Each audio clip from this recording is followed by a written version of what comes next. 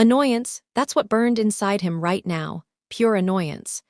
Naruto had left the hidden leaf with the pervy sage about 2 weeks earlier for a supposedly intense training journey. He could still recall how thrilled he was, imagining 3 whole years of non-stop training and mastering powerful techniques. He was certain he'd be one step closer to becoming Hokage by the end of it, maybe even earn Granny Tsunade's hat sooner than expected with how much stronger he would become. But reality crushed those dreams quickly. So far, they had wasted time on nothing but Jiraiya's dirty books and his ridiculous research. When Naruto asked for a scroll to train new jutsu, the old pervert just told him to keep practicing chakra control. The blonde boy's patience was wearing thin, and for him to last 2 whole weeks without exploding was already shocking for anyone who knew him. He glanced at his so-called teacher, strolling along lazily with a smug, carefree face. Naruto clenched his teeth at the sight. How was he supposed to get strong enough to drag Sasuke back? How was he supposed to prove he could be Hokage if he wasn't being taught properly? How could he ever impress Sakura-chan or stand against the Akatsuki if he was still weak? Right now, he should be training, not wasting time following his sensei around just to spy on women in hot springs. No doubt Sasuke team was already growing far stronger than him. Finally, Naruto snapped, "You know what? I can't stand this anymore. Hey, pervy sage, what's your deal? Why the hell aren't we training already?" His voice was filled with anger and frustration. The toad sage stopped, turned his head slightly, and calmly replied, "You're not ready." Then he simply kept walking without a second thought. Naruto yanked at his own hair in irritation. "What the hell do you mean I'm not ready, you damn perv? If I wasn't ready, then why drag me along in the first place?" At this point, Naruto honestly believed he would have done better under Kakashi-sensei, assuming Kakashi actually felt like teaching. Man, his teachers were seriously unreliable. Suddenly Jiraiya halted and stared at him with a sharp, unreadable expression.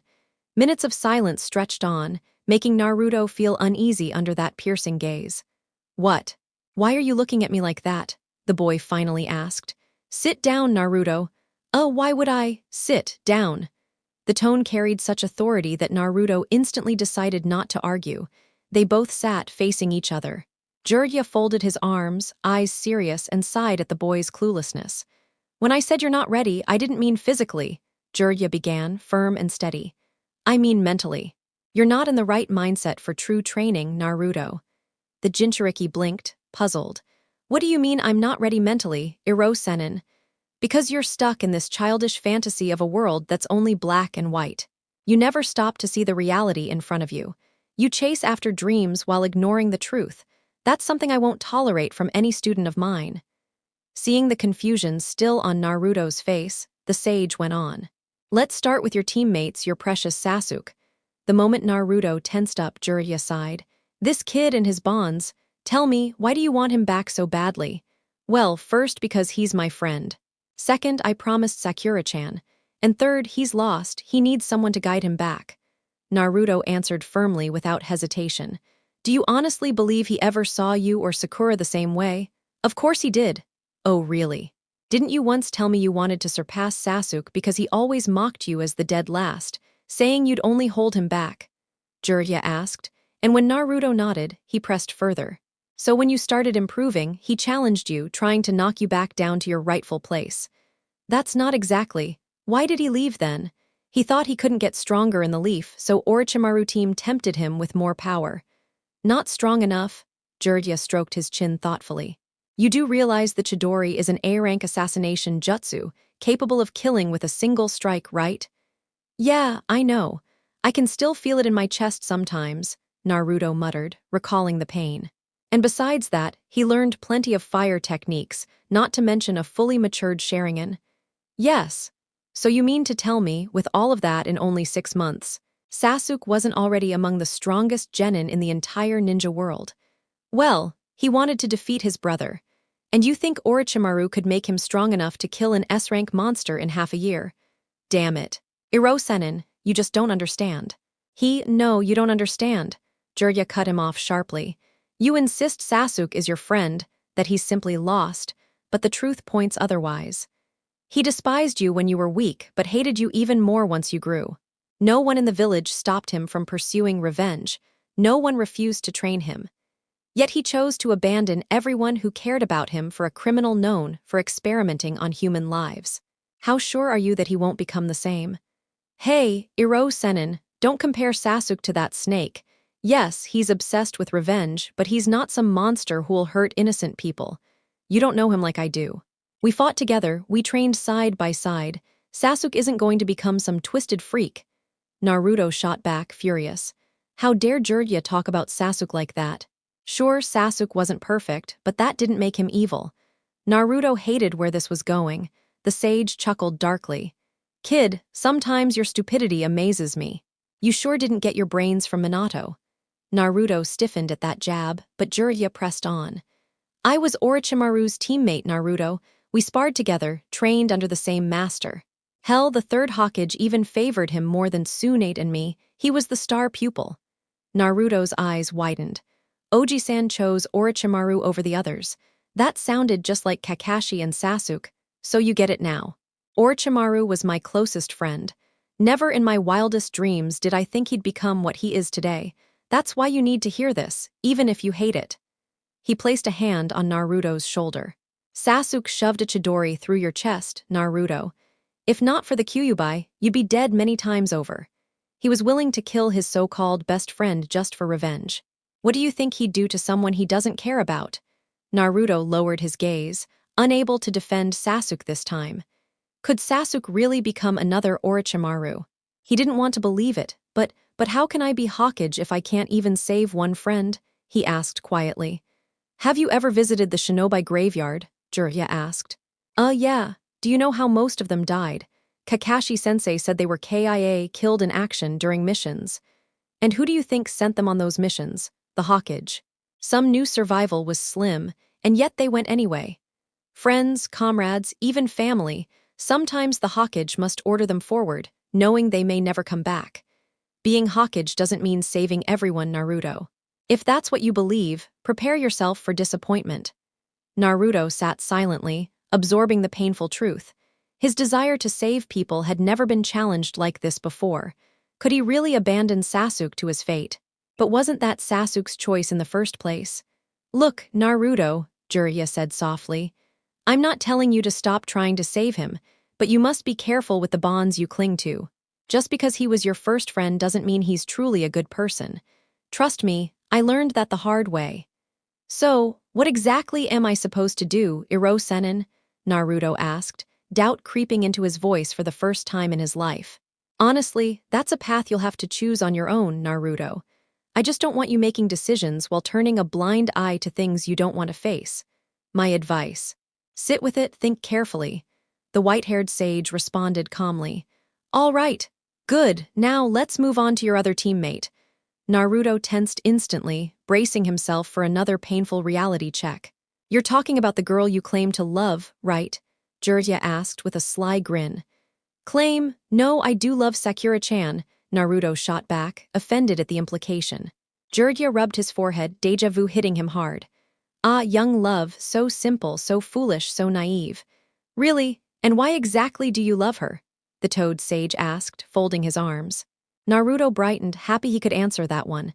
He lifted his hand, counting off with his fingers. Number 1, she's smart. 2, she's cute. 3, she's tough. No, wait, okay. 3, she's determined. 4, she's screw it, I just love her, all right. Jiraiya burst out laughing, earning a sharp glare from his godson. The scene reminded him far too much of his own youth, back when he'd had similar talks with Hiruzen Sarutobi. So no real solid reason, huh? You just love her. But let me ask you this, Naruto, do you truly think she's the right one for you? Jiraiya asked with a serious look. Of course she is. Sure, I know she's into Sasuke right now, but I'll make her fall for me one day, Naruto declared with confidence. That's determination, I'll give you that, but that's not what I asked. Just because you fall in love with someone doesn't mean they're the one meant for you. I've seen how she treats you, and from what I can tell, she doesn't show any interest at all, Jiraiya replied with a knowing tone. Naruto's mood dropped again. Damn, what was with today? Normally, he'd argue back against anyone challenging his beliefs, but this time he felt strangely hollow. Maybe he already knew the truth deep down, and just didn't want to admit it. Listen, I'm not telling you to give up. If your feelings are real and you can endure rejection after rejection, then go for it. I've chased love myself. But don't let your stubbornness blind you from someone else who genuinely cares about you. You deserve real happiness, the self-proclaimed super pervert said, trying to comfort him while slipping in wisdom. Naruto stayed silent, lost in thought, his face showing rare sadness. After a long pause, he finally whispered, "What if no one ever loves me like that, Iro-senin? What if I'm alone forever?" His voice cracked. The thought of a life without family, without a wife or kids, haunted him.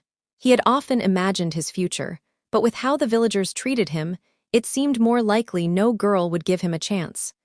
That was one of the biggest reasons he chased acknowledgement, not just to be Hokage, but for the hope of a better tomorrow. Jiraiya winced, guilt weighing heavy. Was this how the boy really felt when no one was watching? The villagers had crushed his spirit more than he'd realized. Jiraiya never felt more ashamed for leaving him behind. Don't go thinking like that, Naruto. Somewhere out there there's a girl who loves you or will love you with all her heart. Naruto scoffed. Yeah, like who? Well, why don't you tell me about the girls you know well? All right. Let's see Sakura-chan, but we already talked about her. Tenten, I don't know her much. Ino, she's loud and kinda shallow. Hinata, well, she's weird. Super shy, faints when I'm around, thinks she's sick or something. But she did copy my Nindo, encouraged me before my fight with Neji, and well, sometimes it feels like she follows me when she thinks I don't notice. Pretty strange. 0000. What? Why are you looking at me like that? Jiraiya smacked his forehead. Kami, this kid was beyond dense. Minato had been clueless too, but not this bad. So let me check this, Hinata only faints around you. Never with other guys, Naruto nodded. She adopted your Nindo, another nod. She encouraged you to beat her own cousin, he nodded again. And she follows you sometimes. Yeah, Naruto said, still clueless. The sage muttered about idiotic blondes before asking, now really think about this. Add it all up, what do you conclude about Hinata? I don't. Think, Naruto, Jiraiya said firmly. Naruto frowned, replaying memories. Hinata was painfully shy, but that didn't explain why she only froze around him. She never chased Sasuke like the other girls. Back in the academy, when rumors said Sasuke liked long hair, she cut hers short. She always paid attention to him, encouraged him when no one else did, even tried helping him during the Chunin exams. She blushed constantly, never mocked him for failing, and after several minutes, Naruto's eyes widened like he'd been struck by lightning. Hinata likes me? What? How did I miss that? Since the academy? He shouted in disbelief. Most likely, Jiraiya answered flatly. Naruto stared at him, searching for a lie but found none. He jumped up, grabbed his pack, and stormed toward Konoha. I need to find out for sure. But before he could get far, Jiraiya grabbed his head and turned him around. Oh yeah, and what exactly are you gonna say if she admits it? Damn it. First I find out my best friend's on the edge of becoming a criminal, then the girl I thought I loved isn't right for me, and now this. If I missed something so obvious, then what else have I overlooked? Naruto growled in frustration. He was starting to hate how oblivious he was. How could he be such a fool? You've also overlooked that you're the heir of a great clan, that shadow clones give you memory feedback to learn faster, and that you're the Kyuubi's vessel, Jiraiya said, laying it all out. Naruto's face fell, his eyes glassy with unshed tears. Everything his master said was true, and yet he'd been too blind to notice. Am I really that dumb? He whispered, broken. His usual confidence was gone. Maybe everyone had been right calling him an idiot. Maybe he truly was one. This time, tears rolled down his cheeks. His illusions crumbled, leaving only self-doubt. What kind of shinobi was he? Could he ever be Hokage? Did he even deserve it? Jiraiya's heart ached seeing him spiral. He placed a hand on his shoulder. No, Naruto, you're not Stu. Yes, I am, Naruto snapped, shoving his hand away. I was the bottom of the class. Everyone calls me a fool, and they're right. I'm blind to the simplest things and weak, so damn weak. His voice cracked as tears streamed freely. Calm down, Naruto. Don't lie, we both know it. Every fight I've been in, I would have died if it wasn't for the fox. Haku, Neji, Gaara, Sasuke, all of them would have killed me if not for that damn monster sealed inside me. Naruto shouted, running his hands through his hair and laughing bitterly.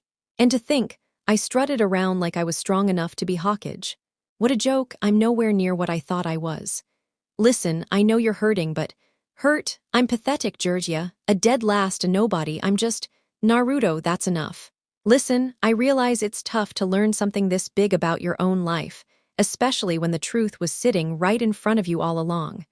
But you need to understand, it isn't all your fault. Many people, including myself, share the blame for how things turned out.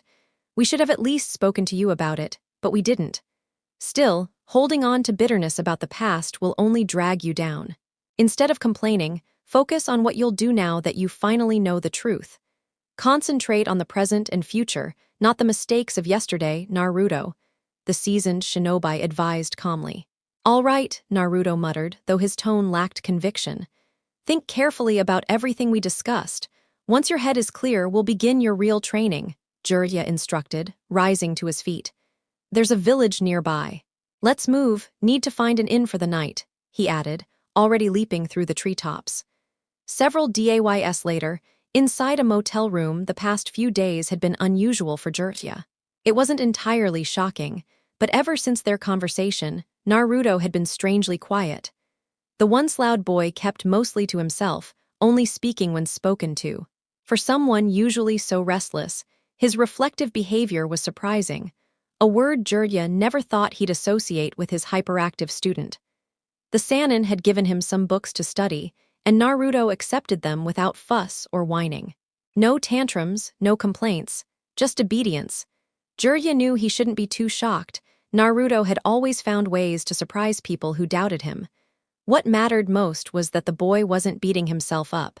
His self-esteem was still shaky, but at least he was making an effort to replace ignorance with knowledge. Because of this, Jiraiya was sure it wouldn't be long before Naruto regained his usual confidence, this time, hopefully genuine and not just a mask. Hey, Iro-Sennin, can I ask you something? Naruto finally broke the silence, his eyes fixed on the older man. You're never gonna stop calling me that, huh? Jiraiya muttered, pretending to be annoyed. When Naruto just stared at him blankly, the toad sage sighed and grumbled something about ungrateful brats. All right, go on. You mentioned a few days ago that I come from a respected clan. I didn't ask then, but I want to know now. Which clan? Naruto asked curiously. Oh, already remembering the important bits, huh? Good, you're learning, Jiraiya praised. Naruto gave a small smile. That symbol on the back of your clothes, the spiral mark, it represents the Uzumaki clan. They were a powerful group, masters of sealing techniques, blessed with immense chakra and vitality. They even had their own village. Uzushiagakure, the village hidden by whirlpools. They were Konoha's strongest allies. That's why shinobi wear their symbol on our uniforms, to honor them, Jiraiya explained. Then what happened to them? Why haven't I heard of them before? Naruto pressed. Because, kid, strength is admired, but it's also feared. The Uzumaki's sealing skills made other villages uneasy. So, they allied together and wiped the clan out during the Second Shinobi War. Naruto frowned deeply. Attacked just because they were strong? Why not just train harder yourself instead of destroying others? His thoughts drifted to Sasuke. The Uchiha had done the same to him. The moment Naruto grew stronger, Sasuke grew jealous, trying to push him back down instead of just training harder himself. Maybe Sasuke didn't want to surpass Naruto, maybe he just wanted Naruto weaker. Naruto still felt the urge to save him, but a question gnawed at him. Was it even worth it? Kid, I'm sorry you lost your clan before you even met them. But this is the reality of the shinobi world. Nations don't care how noble you are. All they care about is strength and who has more of it. The great villages especially, none of them like smaller ones rising up as equals. But they didn't do anything wrong. How could someone destroy a whole clan just because of their talent? Naruto asked angrily, struggling to accept it. That's just the way this world works. Sad but true. That's why you need to learn, Naruto. You want to be Hokage, right? Then you must understand this world, how it really operates if you want to change it. Naruto stared at him, hesitation in his eyes. Jiraiya caught on immediately. What is it? He asked. Do you honestly think I can become Hokage? Naruto asked softly, doubt seeping into his voice. Jiraiya looked at his godson seriously. Deep down, he worried. This wasn't the Naruto he knew. Normally, criticism would only make him more determined. But now, it felt like the boy's foundation had been shaken, like his whole life was a lie. Maybe, in some ways, it was. Yes, Naruto. I truly believe you have everything it takes to be Hokage one day, he answered with full sincerity. Naruto smiled faintly, warmth spreading in his chest. For the first time, someone had openly believed in his dream.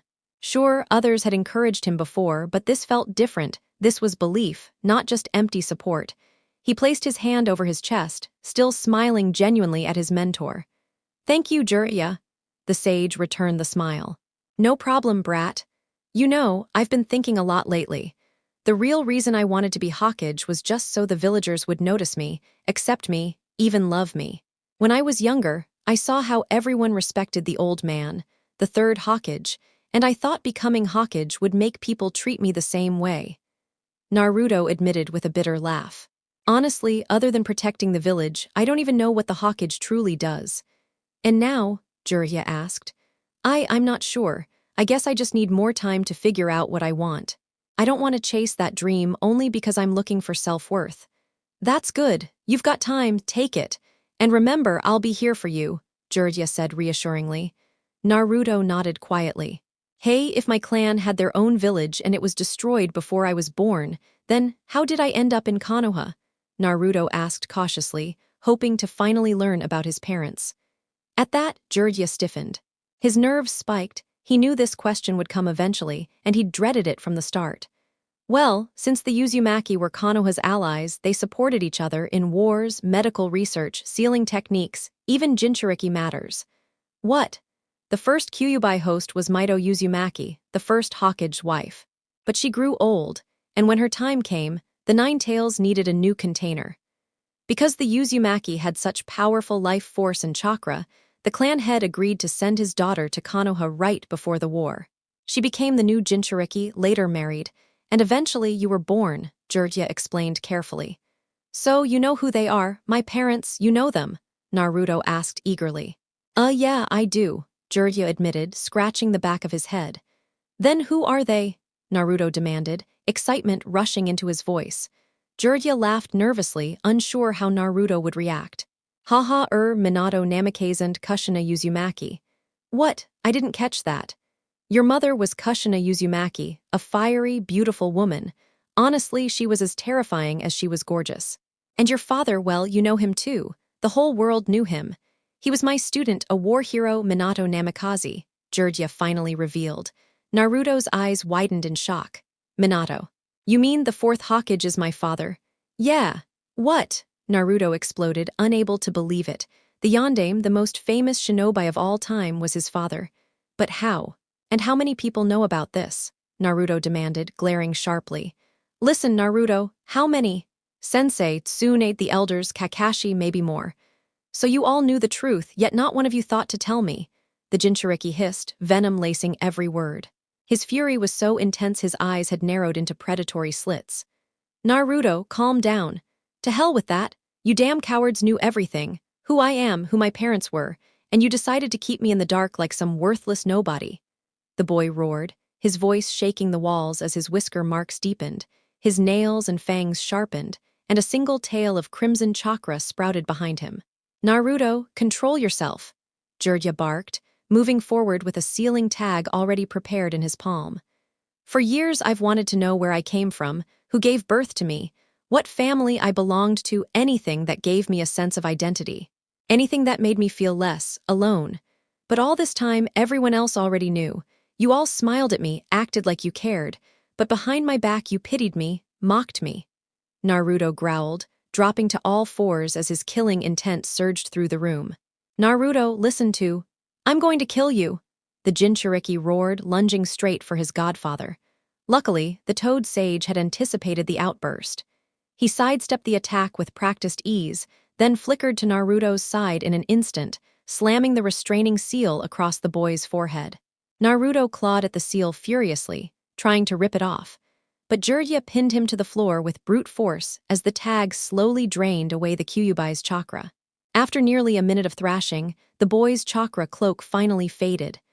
Naruto, I'm sorry you had to discover it like this, Jiraiya said quietly, trying to soothe him. But you need to understand, we kept it hidden for your own safety. Your father had countless enemies. If anyone had discovered who you were, you would have been assassinated before you could even walk. That explains why you didn't announce it to the whole world, Naruto spat back. But why didn't you tell me? Well, Jiraiya faltered, you never trusted me. None of you did. You all hid the truth about my mother, my father, my clan, my entire heritage, because you didn't believe in me. The Sannin gave him a flat stare. Naruto, are you honestly shocked? I'm not trying to insult you, but you've never exactly been discreet. You've been pulling stunts to get attention since you were a little kid. Don't tell me you wouldn't have bragged about being Minato's son the very first chance you got. Naruto's jaw clenched, but he stayed silent. As much as it stung to admit it, Jiraiya wasn't wrong. He could picture himself standing on the Hokage monument, yelling at the entire village that he was the fourth son. Jiraiya exhaled deeply, staring at the boy. What a miserable hand this kid had been dealt. If things had been different, you would have known everything from the start. Minato trusted his decision when he sealed the fox into you. He wanted you to be seen as a hero, the one who kept the beast from destroying Konoha. Naruto scoffed bitterly. Yeah, real brilliant plan. Look how that turned out. Jiraiya winced at the venom behind his student's words. He couldn't deny it. Minato was worshipped as a savior, while his son had been cast aside and hated. This was going to be a long, painful journey. Can you take me there, to where my mother came from? I want to see it, Naruto said suddenly, his tone firm but quieter. The Sannin gave a small smile, relieved by the shift in subject. Of course, brat, we'll head out tomorrow morning. I've still got some, research to finish tonight, he added with a pervy grin. Naruto gave him a deadpan glare. I hope one of them infects you with every disease imaginable. They can try, Jiraiya shot back without shame. As he turned to leave, Naruto stopped him with a serious expression. What is it, kid? One last thing. Why did you decide to train me? I know you trained my dad, but you weren't obligated to take me on. So why me, Jiraiya? Shit, the toad sage froze. He had just walked himself into another death trap. Haha, remember when I said Minato was like a son to me? Jiraiya laughed nervously. Naruto nodded, eyes narrowing. Well, turns out Minato and Kushina felt the same. When they were expecting you, they named me your, godfather. So this was it, his ancestral home, the land where his mother, grandparents, cousins, and clan had once lived. Naruto trembled as he stepped forward, unable to even register Jiraiya's presence. The sight of the ruins consumed him. If Kushina hadn't gone to Konoha, she might never have survived. Naruto's chest tightened. He imagined what life could have been if he'd grown up here, in a village where he wasn't treated as a monster, where he wasn't despised. A home where he belonged. But there was nothing left now. Just rubble. Greed and fear had destroyed it all. How do you feel? Jiraiya asked softly, though he already knew the answer. I feel lost, Naruto whispered. My father was Hokage. My mother was the daughter of the Uzumaki clan head. My clan was tied by blood to the Senju, making me related to 4 of the 5 Hokage. The third treated me like a grandson. My godfather is a Sannin. My sensei is Kakashi, the copy ninja. My teammate is the last Uchiha. Anyone else with these ties would have grown up like royalty. But me, Naruto trailed off, then met Jiraiya's eyes. My parents are dead. My clan was wiped out. Our village is in ruins. Konoha hates me. My godfather abandoned me. My best friend tried to kill me. Everyone knew the truth about me, yet chose to stay silent while I suffered alone. Jiraiya turned away, ashamed. Every word was true. He could have given Naruto a better childhood, free from loneliness and pain. But he hadn't. His cowardice had stolen everything from the boy. Kushina and Minato would never forgive him. And do you know the worst part? Naruto asked, his voice low. I've lived a lie my whole life. I begged for acceptance, deluded myself into thinking I could earn their love. Maybe I've always hated the villagers. Maybe I've always hated myself. Maybe I'm just filled with more hatred than Gaara ever was. Maybe I've been running from that truth this entire time. I don't even know who I am anymore, Jiraiya. I'm lost. The silence stretched on, heavy and suffocating. Jiraiya sat down and gestured for Naruto to do the same. With a long sigh, the Sannin spoke. Naruto, I can't pretend to understand your pain. You've endured more than I can even imagine, and I only made it worse by not being there. But like you've done countless times before, you need to find the light in all this darkness. Naruto gave a bitter scoff. Light. Tell me what good I have left in my life then. First, when you've lost almost everything, that means there's everything left to gain. The world is in front of you, Naruto. Your dreams, your clan's legacy, your chance at love, all of it's still possible. And second, you may have been alone before, but now you have me. I swear on everything I hold dear, I will not abandon you this time. Naruto searched his master's eyes for deception, but found none. After a long silence, he allowed himself a small, genuine smile. Jiraiya returned it with one of his own. Turning back to the ruins, Naruto stepped up to a crumbling wall bearing the spiral crest of his clan. He brushed away the dust with trembling hands. His clan, his family, his people, his history, his very identity. You know, I don't even know if I want to be Hokage anymore. I don't know if chasing after Sasuke is worth it. But this, Naruto whispered, pointing at the Uzumaki emblem. I'll fight for this for my clan, my lost family, for everything that belongs to me. I'll make sure the Uzumaki name shines brighter than ever before, he declared, his voice burning with passion and resolve. The young Uzumaki felt his mentor's hand rest on his shoulder, followed by a quiet whisper near his ear. To achieve that, you'll need real strength. Don't stress about it, Iro Sennin. By the time this training journey is over, I'll be strong enough to beat you into the dirt, and I won't even need the fox's power for that. Scoff, keep dreaming. Oh yeah, just wait, you old pervert. My dad will be wishing he was me from the afterlife. 1 week later, all right Naruto, before we dive into your training, we need to look at your strengths and weaknesses, Jiraiya said as he stopped and sat down on the grass.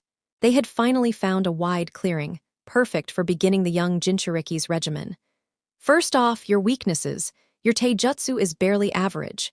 From what I've seen, you rely on fighting like a wild brawler, and in close combat, your enemies usually overpower you. You fall back on shadow clones to cover that shortcoming. Your ninjutsu is solid for a genin, but your execution is sloppy. You haven't mastered the Rasengan, you waste shadow clones recklessly, and you never bother to use the summoning contract with the toads to aid your growth. You're completely clueless in genjutsu, fuinjutsu is practically non-existent for you, and your chakra control is a disaster, the Sannin stated firmly. Naruto's brows furrowed. He hadn't realized the list of flaws was so long. As for strengths, your unpredictability is a powerful weapon for a shinobi, and you've got plenty of it. Your stamina and chakra levels are incredible, even without the fox. On top of that, you have this unusual gift of talking people out of their brooding and despair. Jiraiya ended with a faint smirk. So basically, my biggest assets are being an endless energy supply and running my mouth, Naruto said irritably. If that's how you want to see it, yeah, Naruto groaned. This was going to be tougher than he thought. Looks like we've got a mountain of work ahead of us. Exactly. You remember what I said about shadow clones? Yeah. I even tested it out. Good. Now make around 200 clones. We're getting started. Naruto grinned as he followed the order. This was the kind of training he had been craving since he first became a shinobi. Now split them into 2 groups, Jiraiya instructed, waiting until Naruto finished before he created 2 clones of his own. This squad will focus on chakra control. The other will work on refining the ninjutsu you already have. You need to master them and learn proper application before I hand you any new techniques. My clones will monitor and guide as needed, Jiraiya explained. The real Naruto tilted his head. So what about me? Make 5 more clones. They'll be studying these, Jiraiya said, unsealing a pile of books from a scroll. While they're learning, you and I will work directly on your taijutsu and your calligraphy. Months later, Naruto swerved to avoid a punch aimed at his face, leaping above a strike to his ribs. His opponent, with long but wild white hair dancing in the breeze, charged at him once more. Dropping into stance, Naruto prepared himself. Another fist came at his face. He dodged, then blocked a kick to his gut, though the force shoved him backward across the surface of the water. The blonde skidded, leaving ripples behind, until he smacked lightly into a rising wall of water.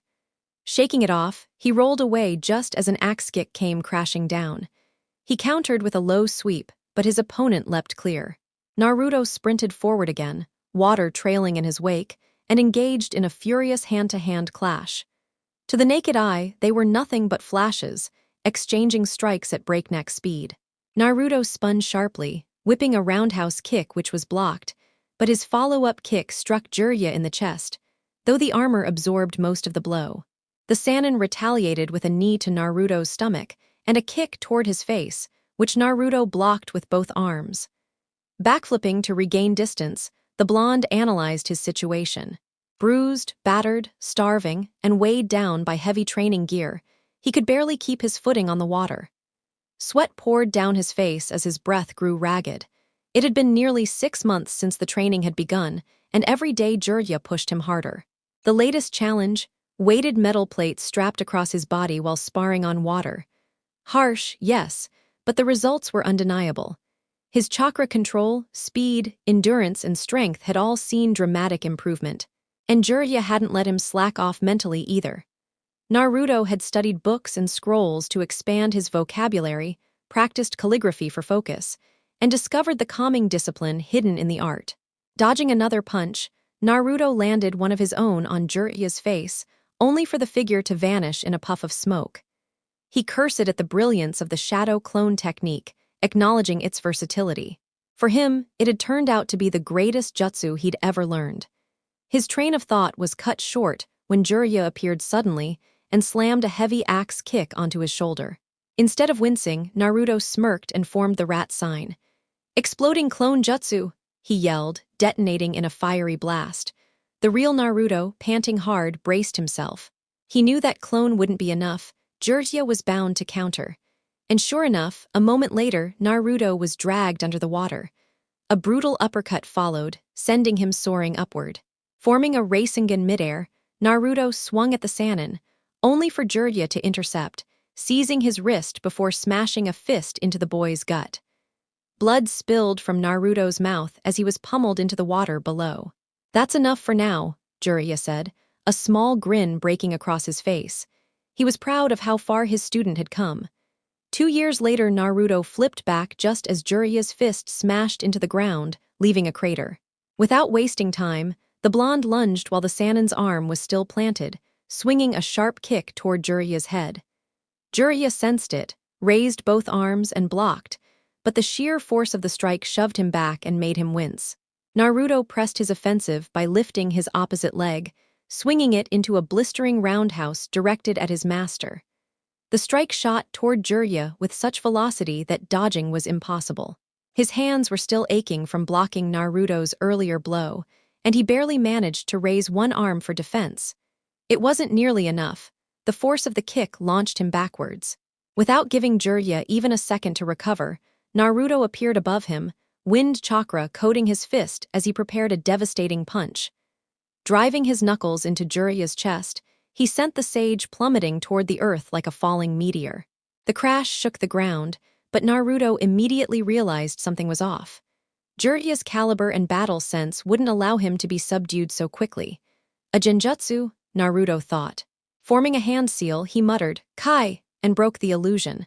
A sudden presence flared behind him. Spinning, Naruto spotted Jiraiya rushing in with blinding speed. Before he could react, Jiraiya's knee buried into his stomach, the impact knocking the wind from him. A hard punch to the face followed, sending Naruto soaring. He twisted midair, flipped, and landed crouched before standing calmly, his expression unreadable. "It seems I'm still struggling with illusions if I was caught that fast," Naruto admitted evenly.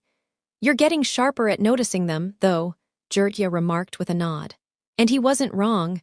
Naruto had once been completely hopeless against genjutsu, often trapped for hours without even realizing it. Naruto remained silent, though he resolved to devote more focus to that weakness later. Dropping into his taijutsu stance, he prepared once again. Both charged forward, colliding at the center. Jiraiya unleashed a high roundhouse aimed at Naruto's head. Ducking low, Naruto avoided it, then spun to attempt a sweeping leg strike. But Jiraiya's instincts were too sharp. He leapt gracefully over the sweep. Still airborne, Jiraiya raced through hand signs, chakra surging in his chest. "Fire release, great fireball!" A massive orb of flame roared toward the crouching Naruto, engulfing him in searing fire. The Sannin stayed wary. Even a direct blast at that range wouldn't stop Naruto. Sure enough, the blonde reappeared at his flank, foot aimed for his head. Jiraiya pivoted to block, only to sense another Naruto behind him, flinging shuriken toward his back. The kicker vanished in a puff of smoke, a clone. Recognizing the distraction, Jirya substituted with a log just in time, the projectiles thudding harmlessly. Naruto narrowed his eyes, scanning for his master. Shuriken suddenly whirled toward him in return. Focusing, he molded chakra into the air around him. Wind release, gale palm. A violent gust exploded outward, knocking the weapons off course and driving the wind straight at Jirya, who evaded with a leap. Naruto's hands blurred through seals, summoning spinning blades of air, at least 20 of them. Wind release, wind shuriken. The razor-sharp chakra discs howled toward Jirya, who knew too well the damage they could cause. At the last instant, he vanished in a flicker, reappearing clear of the attack. Earth release, quake breaker. The ground beneath Naruto cracked open and crushed inward, swallowing him whole. Jirya exhaled, though not with relief. Against most Jonin, the move would have been fatal, but Naruto wasn't most shinobi. His thoughts were confirmed when the boy's voice echoed. Earth-style, projection fish technique.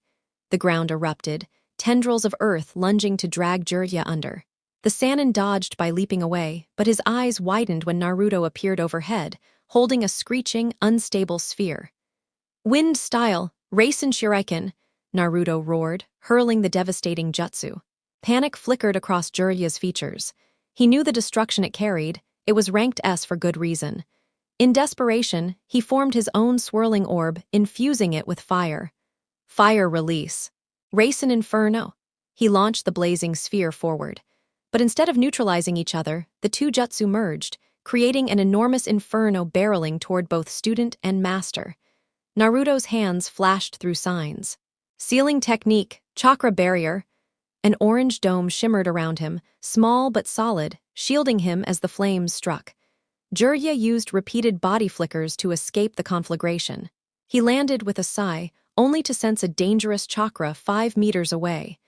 A glowing Rasengan was embedded in the earth, an explosive trap. Damn, he set a Rasengan bomb already. Jirya flickered away just before the detonation carved a massive crater into the ground. The sage retaliated with more seals. Fire release, dragon's breath. A torrent of scorching flame roared toward Naruto. Earth release. Mud wall, Naruto countered, raising a solid barrier that intercepted the inferno. But while still holding the defense, Jirya appeared behind him, a massive Odama Rasengan spinning in his palm. Without turning, Naruto created a clone that instantly conjured its own giant Rasengan. The two titanic spheres collided, shaking the training ground. As the fire subsided, Naruto dropped his wall and lunged. They clashed in a ferocious hand-to-hand exchange, sparks igniting with every blow. Naruto's speed pushed the pace, but Jirya's strength and experience allowed him to read the boy's movements, turning it into a brutal, balanced contest. Then Jirya blurred, appearing behind Naruto with a kunai at his neck. But before the blade could touch, Naruto burst apart in a gale of slicing wind, shredding Jirya's chest and tossing him back. Flipping midair, the sage landed lightly, though his clothes were torn. A chakra spike alerted him. The real Naruto flashed in front of him with a Rasengan in hand. Rasengan! He shouted, driving it forward. Jirya barely twisted aside, the attack slamming into the ground with an earth-shaking explosion, leaving a gaping crater and Naruto standing at its center, panting. Jirya straightened, tattered and breathing heavier than before. Still, pride tugged at his lips. In just 2.5 years, the loud, reckless boy had become a warrior who could stand against a Sannin. His growth was beyond what Jirya had anticipated. No doubt remained, he truly was the greatest teacher alive. Not even Orochimaru, Hiruzen, or the legendary founders could claim better. After all, he had trained the Rinnegan wielder, the Yellow Flash, and now Naruto, an S-rank force in the making. Jirya would wager his life that the boy wouldn't just surpass Minato, he'd change the entire shinobi world. That's enough for now, Naruto, the Toad Sage said while walking toward the blonde. Once he reached within arm's reach, he rested a hand on Naruto's shoulder and gave him a warm, approving grin. You've made me proud. 1 week later, Mount Myubuku. So this is really where all the toads live? Naruto asked, glancing around in awe. He never once imagined their home would be such a breathtaking place. A sight to behold, isn't it? Jirya said knowingly, aware of exactly what his student was thinking. Why yeah, I mean it's incredible. Before Naruto could say more, a new voice spoke. So this is the boy I've heard quite a bit about.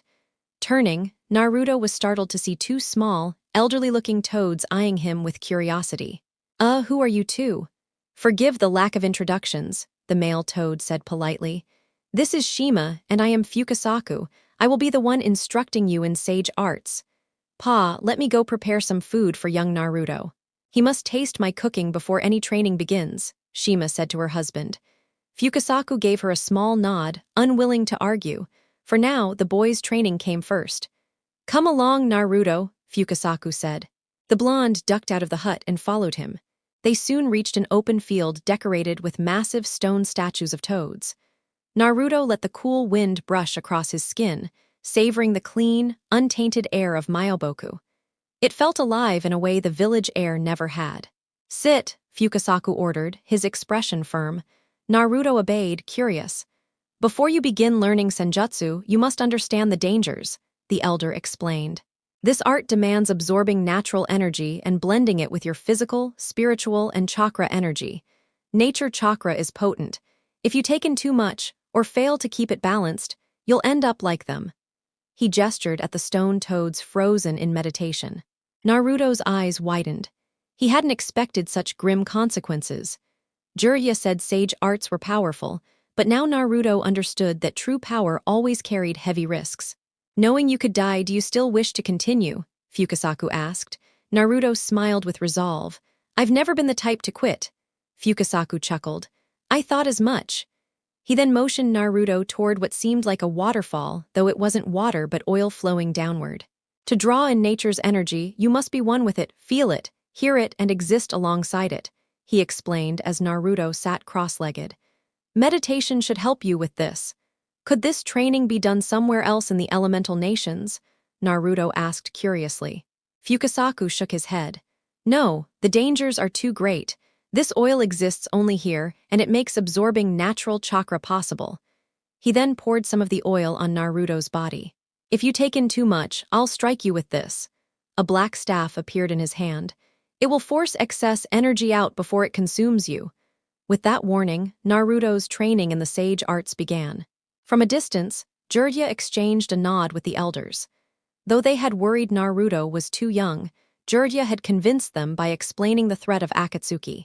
Reluctantly, they had agreed, knowing that without strength, Naruto's life could be forfeit. I leave him to you. I've got contacts to meet and intelligence to gather on Akatsuki. I'll return in a month or two, Jiraiya said before vanishing in a cloud of smoke. 2 months later, I must admit, I'm impressed, Fukasaku said, tucking his staff back into his cloak. To grasp sage mode so quickly at your age is extraordinary. Few can even sit still long enough, yet you've already learned to sense and draw in natural chakra. Thanks, Fukasaku-sama. I can't wait to show off. Jiraiya's gonna be so pissed when I prove I mastered sage mode while he couldn't, Naruto grinned mischievously. Mastered? Hardly, Fukasaku corrected. In battle, no enemy will stand still while you gather chakra for minutes at a time. As it is, your sage mode is unusable in real combat. Then what can I do? Naruto shot back. You said it yourself. If you move while gathering nature chakra, you lose balance and end up like those statues. He gestured at the petrified toads. True, but there is another method, Fukasaku said, smirking. Through a technique I developed, sage art, amphibian method, Shima and I can fuse with you. While you fight, we'll draw in nature chakra for you. Efficient, don't you think? Naruto paled at the thought, his imagination painting monstrous fusions in his mind. Noticing his look, Fukasaku quickly clarified. Don't worry, it only looks like we're sitting on your shoulders. Naruto exhaled in relief. The old toad leapt onto his shoulder to try it, but was almost immediately rejected, launched across the field. Coughing, Fukasaku tried again, only to be hurled away once more. Naruto rushed to him. Pa, you okay? I'm fine, it's the Nine Tails. He won't allow the fusion. Which means, Naruto, you won't be able to use sage mode. Stop, Naruto cut him off, shadows covering his eyes. I won't let that fox control me. If I can't fuse with you, then I'll figure out a way to use sage mode while moving. Fukasaku stared at him in shock. That's impossible. Gathering nature chakra while moving cannot be done, Naruto smirked. Before you, sage mode was useless too. You made it work. Now I'll invent my own way. Slowly, a grin spread across Fukasaku's face. Heh, very well. Just don't attempt it unless I'm around to bail you out if you lose control. Naruto nodded confidently. No problem. I've been studying sealing techniques for years. I'm sure I can design something to keep Sage Mode stable without staying still. 2 weeks later, Fukasaku still couldn't decide what impressed him more, Naruto's drive or his sheer brilliance. First, the boy surpassed expectations by achieving Sage Mode in only 2 months, something even Minato hadn't managed. Then, in just 2 weeks more, he created a seal that allowed him to remain in Sage Mode constantly, even while asleep. The Elder, once skeptical of the Grand Elder's prophecy about a child of destiny, now found himself reconsidering. Fukasaku studied Naruto carefully, his eyes on the seals marked on the boy's chest and back, one carved with the kanji for inlet, the other for outlet. Naruto had realized that simply allowing nature chakra into his body would overload him, eventually bursting him apart. Observing water flowing smoothly through a tunnel had inspired him. So he devised a dual seal system, the inlet seal to draw chakra in, and the outlet seal to release excess at the same rate. The result was balance. Perfect, unbroken balance. As long as nature energy existed around him, and there always was, Naruto could remain in Sage Mode indefinitely unless he closed the seals. It was a feat no one before him had ever achieved. Fukasaku-sama, Naruto spoke, pulling the elder sage from his deep thoughts. What is it, child? Something troubling you? The old toad asked with mild concern. No, nothing like that, Naruto replied, scratching his cheek. It's just, ever since I started practicing elemental jutsu with Jiraiya-sensei, I noticed something strange. Wind and earth came easy to me. Wind's my main affinity and earth my secondary. But I pushed myself hard to learn the other 3 since Kakashi-sensei, and even old man Sarutobi could use all 5. No matter how much I tried, I couldn't even grasp the basics. But yesterday, while in Sage Mode, I tried channeling fire chakra into a leaf, and it actually burned. When I tested again outside of Sage Mode, I failed completely. Why is that? The blonde asked, his sharp eyes fixed on his mentor. Ah, I see. That isn't unusual at all, Fukasaku answered calmly. You must understand, nature chakra isn't tied to any single element. Water, wind, fire, earth, lightning, nature holds them all. When one masters Sage Mode, they connect with that balance, becoming attuned to everything around them. Sage Mode isn't only about strength or sensing, it's about harmonizing with the world itself. That's why meditation is the foundation. So yes, while in Sage Mode, elemental manipulation becomes far easier for you. Naruto's eyes widened. I get it now. No wonder Jiraiya-sensei treasures it so much. Pa, Naruto-chan, dinner's ready. I made plenty this time since I knew you two would be starving, Shima called, walking toward them. Fukasaku's face lit up with excitement, but Naruto inwardly groaned, praying Jiraiya would return soon. If he had to choke down one more plate of worms and caterpillars, he'd lose it. Natural energy flows through the air and land itself. By drawing in this energy and balancing it with one's own physical and spiritual energy, a shinobi can become a sage, wield senjutsu, and enter Sage Mode. Since this force comes directly from the planet, disrupting it could cause natural disasters, earthquakes, storms, even tornadoes. Gaining control over such power is the dream of countless shinobi, but only a handful ever achieve it. It requires relentless training, endless meditation, sweat, blood, and surpassing one's own limits again and again. Very few have truly mastered senjutsu. Some shinobi have used techniques tapping into nature's force, but that isn't true mastery. Of the many who tried, only Hashirama, Jiraiya, and Minato were ever known to succeed, and even then, Jiraiya and Minato never perfected it completely. Yet none of that mattered when Jiraiya laid eyes on Naruto. Sage Mode, a power Jiraiya himself had struggled decades to refine, a power Minato could only sustain for minutes, and somehow, the boy who was once mocked as the dead last had not only mastered it, but learned to maintain it continuously. This can't be real, Jiraiya muttered, circling Naruto as if trying to prove his own eyes wrong. Naruto smirked. Well, believe it, old man, I'm just that amazing. More than amazing, he's exceeded all of our expectations, Fukasaku said proudly. Unbelievable, he's actually surpassed me, Jiraiya admitted, his voice a mix of disbelief and pride. Naruto only stood taller, soaking in the words. Told you, Iro-senin. By the end of this trip, I said I'd outdo you, Naruto boasted. Heh, don't get cocky. Surpassing me doesn't mean you're stronger. You're a century too young to match my greatness. Care to test that, pervy sage? Naruto shot back. Gladly. Beating down arrogant brats has always been a specialty of mine, Jiraiya grinned, already shifting into stance. It goes both ways, sensei. All right, cut it out, you two. Honestly, and you're supposed to be our greatest summoners, Fukasaku sighed. Then the old toad presented something. Naruto-chan, Ma and I made this for you, hope you'll treasure it. He handed him a black cloak, flames at its hem, with the kanji for sage, written boldly across the back, and the Uzumaki swirl above it. Whoa, thanks Fukasaku-sama, Naruto beamed, clutching the gift like it was the most precious thing in the world. Wait, what? How come Minato and I never got anything? We were sages before this brat, Jiraiya complained. Because neither of you reached true mastery like Naruto did. And he managed it in just a month and a half, Fukasaku countered. Naruto chuckled smugly, earning a glare. Naruto boy has become our first complete sage, Fukasaku declared proudly. Damn right, I'm Naruto Uzumaki, the one true toad sage. The blonde gloated, pointing toward the statues of failed trainees who had turned to stone. His pride, however, was quickly cut short when a staff smacked down on his head. Show respect, they may have failed but they were still summoners like you, Fukasaku scolded.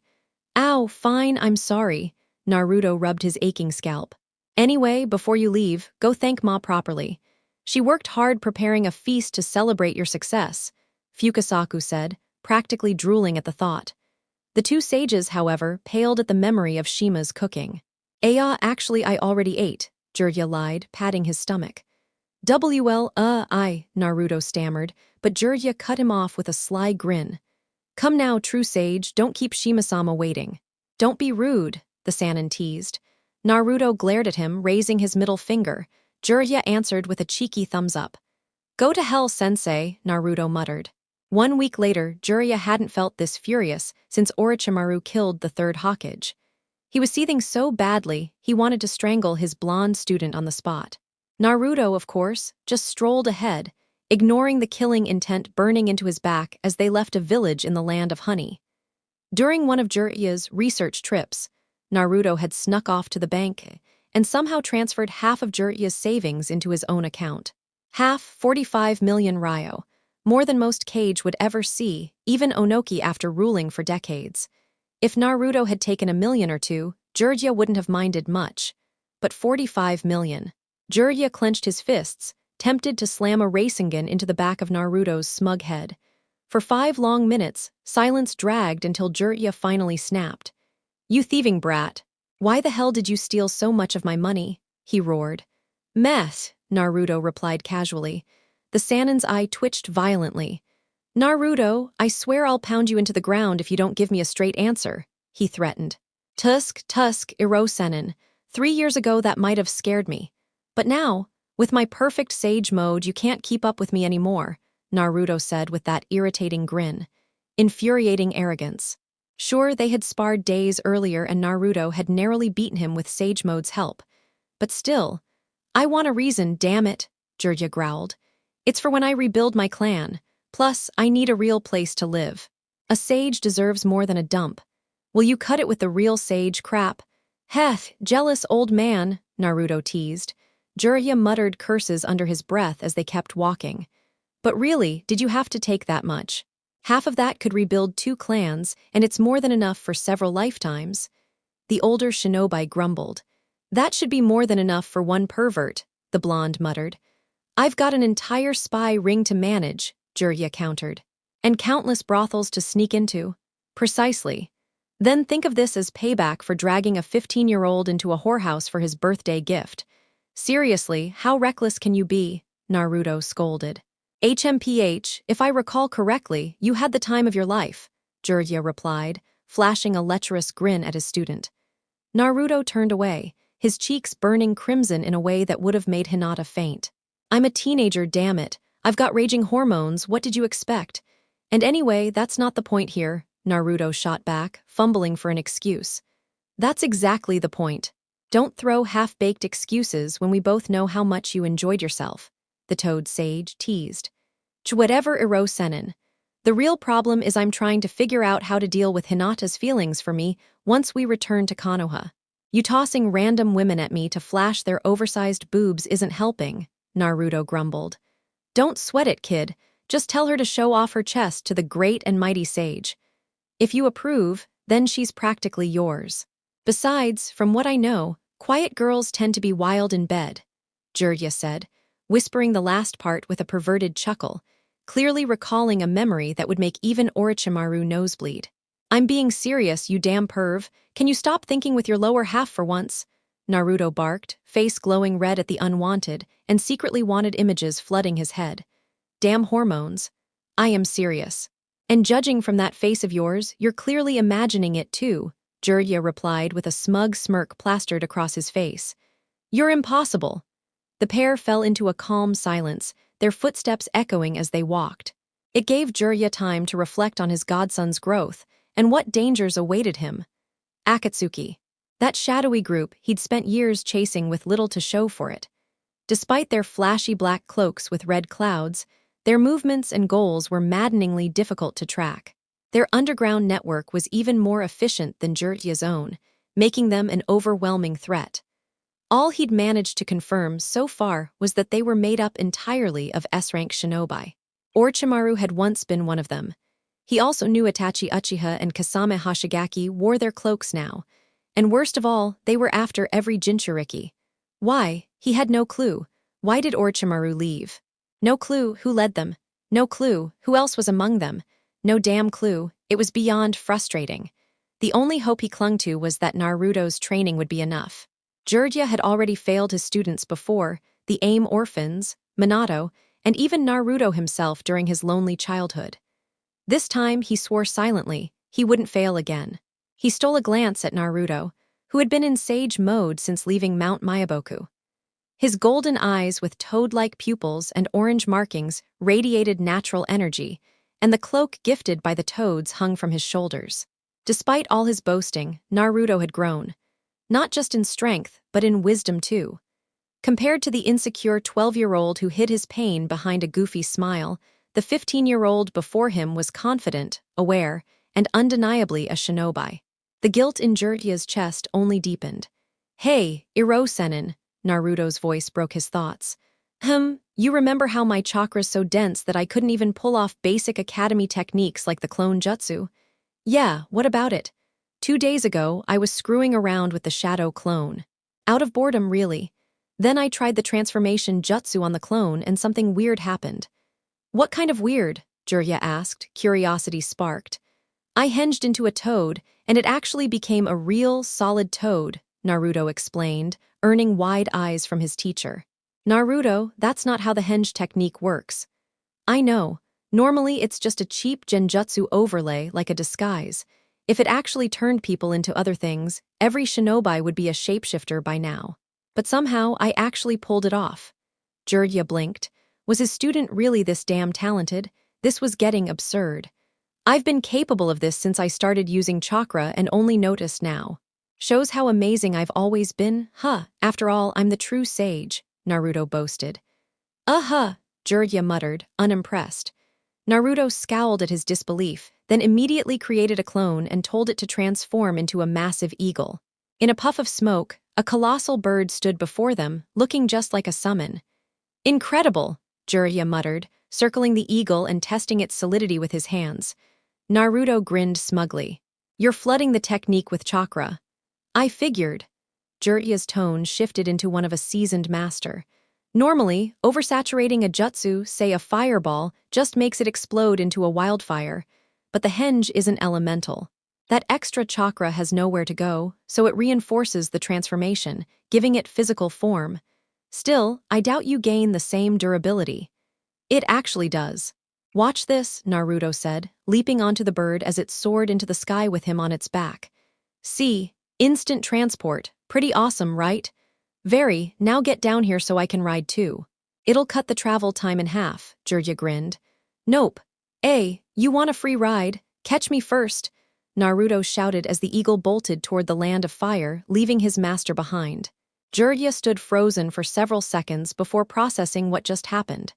He, the great Sannin, the toad sage of Mount Myaboku, the man men admired and women desired, was now chasing after his cheeky student. "Get back here and let me ride you, you brat. I mean your clone, damn it, just stop." Jiraiya bellowed, sprinting after him. 2 days later, the pair were now crossing the land of wind on Naruto's clone, this time shaped as an owl. Jiraiya had insisted, claiming that wise sages deserved to ride wiser-looking birds. Naruto didn't argue. The transformation lasted several hours anyway, making travel easier. Glancing back, Naruto saw his teacher scribbling into his notebook with that infamous grin. Earlier, Jiraiya had forced Naruto to fly over hot springs in some random village so he could research, with a pair of binoculars. Where the hell did he even get those? Naruto had never seen so many naked women in one place. He'd admit, just a tiny part of him didn't hate the view, but his thoughts shifted when he sensed something. No, 3 things. Their chakra levels were way beyond any normal Jonin. Naruto's expression darkened, and Jiraiya noticed immediately. "What is it?" the older man asked. "I'm picking up 3 strong signatures about 15 miles north," Naruto said seriously. "It might just be Suna Shinobi. We are in wind country," Jiraiya offered. Naruto shook his head. "No, these are different. One of them's carrying a biju. Their chakra keeps spiking there in a fight." The moment the words left Naruto's lips, Jiraiya understood. Akatsuki. But who were they clashing with here? Gaara? Of course not. His web of spies kept him fully briefed on the latest movements across the great nations. He already knew that Gaara had risen as Sunagakure's youngest leader in history, holding the title of Kazekage. And as the head of Suna, there was no way he'd be facing the Akatsuki without his village rallying to defend him, especially when they had finally found some peace. "All right then, let's go check it out." That short command was all it took. The Jinchuriki moved instantly, shaping 2 shadow clones and disguising them into hawks. Master and student both leapt onto the winged transformations, soaring toward the disturbance at incredible speed. 15 miles away, Fu was enduring one of the worst days she could remember. Only a few months earlier, her squad had finally been granted permission to enter the Chunin exams by their village elders. She had been thrilled at the chance, meeting new shinobi, making friends, and maybe even helping her home gain recognition. Though most of Kusagakure treated her like a pariah since she bore a tailed beast, she had never stopped caring for her village. She hoped her performance in the exams would draw more clients to Kusa and make her people proud. The first test, the written exam, had been challenging, though with the reluctant assistance of her teammates, they scraped by. The second trial, braving the ruthless deserts of Suna, was far harsher than expected. Each group had to deliver a scroll to the central tower within 3 days, competing to be among the first 5 squads to arrive. That meant fierce opposition, not to mention roaming bandits, savage creatures, and traps lying in wait. For the first 2 days, progress was painfully slow. Her teammates treated her as a burden, avoiding any real cooperation now that their sensei wasn't present. But on the 3rd day, everything changed when she encountered squads from Konoha. They treated her with kindness, and together they managed to clear the trial. The final round of the exams, however, never occurred. Some crisis forced the organizers to cancel it, leaving promotions to be decided based only on the first 2 stages. On her way home, after bidding farewell to her new companions, and extracting promises that they'd visit her one day, her team crossed paths with a nightmare. Kakuzu himself, the immortal mercenary whose story was whispered across Kusa to frighten misbehaving children. The man was well over 90, and now he served under the Akatsuki, an organization targeting Jinchuriki. Being paired with a Jinchuriki was bad enough, but these men actively sought them out. What kind of demons would do that? Oh right, S-class shinobi. Now her squad lay butchered by Kakuzu's deranged partner while she barely clung to life, facing Kakuzu in combat. If it could even be called combat. Fu hurled everything she had, every jutsu, every ounce of her biju's power, yet Kakuzu shrugged it off, taking almost no damage aside from a shallow scratch. She knew from the start this was hopeless. Her instincts screamed she would die here. But still, she refused to give in. She fought, desperate for even a sliver of hope to survive. That fragile hope shattered when the sadist who had killed her teammates charged at her, swinging his blood-stained scythe and laughing like a maniac. Fu ducked under the slash, raising her arm to block his next strike. Her insect-like wings burst from her back, lifting her into the air. But before she could escape, Kakuzu's lightning mask launched upward, crackling with energy. She froze as the mask began gathering chakra for a killing strike. She shut her eyes, surrendering to what felt inevitable. And then, Raisen Shuriken, the sound of roaring chakra split the air. Fu snapped her eyes open to see a massive, whirling shuriken-shaped jutsu tear through the lightning mask, obliterating it instantly. A blonde boy landed in front of her, glaring daggers at her enemies. Beside him, an older white-haired shinobi flashed into position, slamming a massive Rasengan into Kakuzu's partner and launching him deep into the forest. Fu immediately recognized the older man, Jirya of the legendary Sannin. His face was famous from the bingo books, but the blonde who had saved her life, she didn't know him. "You all right?" the boy asked without looking away from the Akatsuki duo. "Why yeah," she stammered, hating how weak she sounded. "Ow," the scythe wielder shouted furiously. "That actually hurt, you damn ugly bastard," he yelled at Jirya, brandishing his weapon. "Hidden, shut up. That's not some regular shinobi, idiot," Kakuzu muttered, more annoyed at his partner's stupidity than the fact his mask had been destroyed so easily by the blonde. As a bounty hunter, Kakuzu made it his business to know shinobi worth hunting. Yet he had never seen this boy in any record. The child's chakra was strange, indistinguishable from nature itself, and those eyes, he had never seen any dijutsu like them. Another brat from Konoha, he thought, preparing for what might be one of the most interesting fights of his long life. Naruto, for his part, masked his unease. These two were the exact monsters he had trained so hard to face the past 3 years. He trusted his skills, but still, these men specialized in hunting Jinchuriki. That meant they were fully prepared to battle him even if he transformed. A quick glance at Fu confirmed it, though still standing, she was barely holding on. For a brief moment, he wondered if he was ready. "Focus, Naruto. This is exactly what we've been preparing for. Snap out of it," Jirya ordered, easily reading his student's hesitation. Naruto shook his head hard, banishing the doubt. He raised his stance. "Guess there's only one way to find out." Jirya's gaze sharpened on the Akatsuki pair. He knew Kakuzu's history all too well. The rogue Takinin had once fought Hashirama Senju and survived, only to be betrayed and imprisoned by his own people. After breaking free, Kakuzu had stolen his village's forbidden jutsu, Earth Grudge Fear, slaughtered the elders, and vanished. Over the years, his name surfaced in both the Second and Third Shinobi Wars, usually tied to bloody mercenary work. He had become infamous for greed, money, and an obsession with high-value bounties. Unlike ordinary bounty hunters who targeted smaller prey, Kakuzu was insane enough to challenge legendary shinobi like Hanzo the Salamander, purely for the reward. He lost, but the fact that he survived when even Hiruzen's team barely escaped said more than enough. That was years ago. Back then, Jirya had still been an inexperienced jonin. Now, after countless wars and decades of battles, he stood as one of the strongest shinobi alive. His eyes shifted to Hidden. This one bothered him more. The man's only identifier was his slashed forehead protector from Yugakure. Beyond that, nothing. No records in the bingo books, no notable missions, nothing. Yugakure itself had abandoned shinobi work years ago, turning into a hot springs resort. So how had this unknown fighter joined Akatsuki, an organization of nothing but S-class shinobi? That mystery alone made Jirya cautious. Experience had taught him never to underestimate an opponent simply because their reputation was blank. After all, Naruto himself was still viewed as a nobody in the wider world, and Jirya knew firsthand just how terrifyingly strong his student really was. Who was to say Hidden wasn't the same? Jirya regarded Hidden as the more unpredictable of the two, but he wasn't going to rely solely on assumptions. With the fight being 3 against 2, logic suggested his side held the advantage. Yet even so, he refused to act carelessly. The seasoned sage cast a look toward his pupil, his brows furrowing, his stance tense and ready. "Well, Naruto, time to see if you're truly prepared," he thought. "Come on already. What the hell are we waiting for?" Hidden bellowed, his impatience grating on Kakuzu's nerves.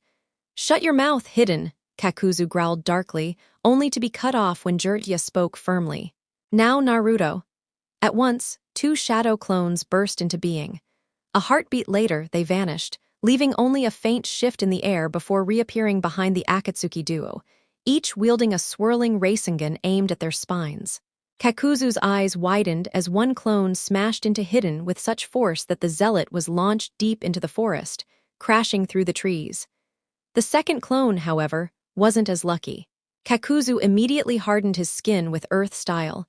Iron skin, his body turning dark and metallic, absorbing the Rasengan with little harm. The clone blinked in shock, only to be met with a brutal roundhouse kick to the head, dispersing into smoke instantly. The other clone came down with an axe kick, but Kakuzu raised his arms to block it with ease before countering with a crushing uppercut. "Exploding clone!" it yelled, bursting in a fiery detonation. When the smoke faded, Kakuzu stood unharmed, brushing dust off his cloak with mild annoyance. "That trick won't work on me, brat. You'll need something better," he said flatly. "That settles it," Jiraiya commanded. "I'll take Kakuzu. The two of you keep Hidden busy. Don't underestimate him. If he's too much, stall until I'm finished." "Understood. Fu, since you're hurt, you'll back me up," Naruto said quickly. "Right," Fu replied firmly, her stance sharpening as a water-forged blade shimmered back into her grip. "Konoha's Jiraiya of the Sannin," Kakuzu muttered as he studied him. "What an unexpected encounter. Your reputation as a spy master has made your bounty astronomical." Hidden shouted, stumbling back from the treeline with a furious glare, rotating his shoulder. "That hurt, you bastard. Where the hell did you even pop out from?" Naruto narrowed his eyes. "He's tough, but still, shrugging off a Rasengan like that, unreal." "Hech, like I told you, we're immortal, dumbass." Hidden jeered, flashing a sadistic grin. "And I've told you immortality is a fairy tale," Jiraiya grunted before slamming his hand on the ground. "Earth-style, dark swamp." The terrain churned into a spreading mire, surging toward the Akatsuki pair. Both leapt aside to avoid being swallowed by the bog. Jiraiya immediately lunged after Kakuzu, while Naruto and Fu closed in on Hidden. "Fire-style, flame bullet." Jiraiya inhaled deeply before exhaling a massive, oil-fueled fireball. Kakuzu vaulted over it, narrowly dodging. Though Kakuzu's speed, strength, and taijutsu skill were formidable, Jiraiya eclipsed him in each. Still, the hardened defense of iron skin left the Sannin struggling to land meaningful damage. Every strike felt like striking forged steel. His Rasengan earlier had proved useless against it. Mid-leap, Kakuzu extended his forearm, and to Jiraiya's shock, it tore free, dangling by black threads before whipping toward his throat. Jiraiya dodged back, but the limb redirected unnaturally, snaring his neck and tightening like a vice. The threads coiled around his body, binding his arms and holding him immobile. "Is that all?" Kakuzu asked calmly. Still, his instincts screamed warning. Something wasn't right. Sure enough, the bound Jiraiya smirked before dispersing into smoke. "When?" Kakuzu snarled, retracting his arm just as a sticky green substance splattered across his body from behind, locking him in place. "You should have expected more from the great Jiraiya-sama," the sage called out, emerging from cover. "One spark, and you'll be roasted alive. Let's see if your iron shell can withstand a true inferno." Kakuzu, however, only scoffed. Without weaving a single sign, he inhaled sharply. "Water-style, exploding water shockwave." A torrential flood erupted from his mouth, tearing off his mask and unveiling his grotesque stitched jaw stretched wide like a permanent grin. The torrent blasted him free of the sticky trap, while a tidal wave surged toward Jiraiya, who leapt into the trees to avoid being swept away. Perched on a branch, Jiraiya's expression darkened. No hand seals, he's mastered his elements completely. Decades of refinement, Kakuzu gazed up at him, voice steady. "It was a mistake leaving the boy and girl with Hidden. You were right to see me as the greater threat, but don't assume he can't kill them." He shook his head with mild irritation. "I've had enough complaints from our leader over dead partners. The last thing I need is him whining about Hidden slaying our targets and disrupting our plans." Jiraiya's frown deepened. Killing his own partners. This man was either utterly ruthless or just as unstable as Hidden in his own way.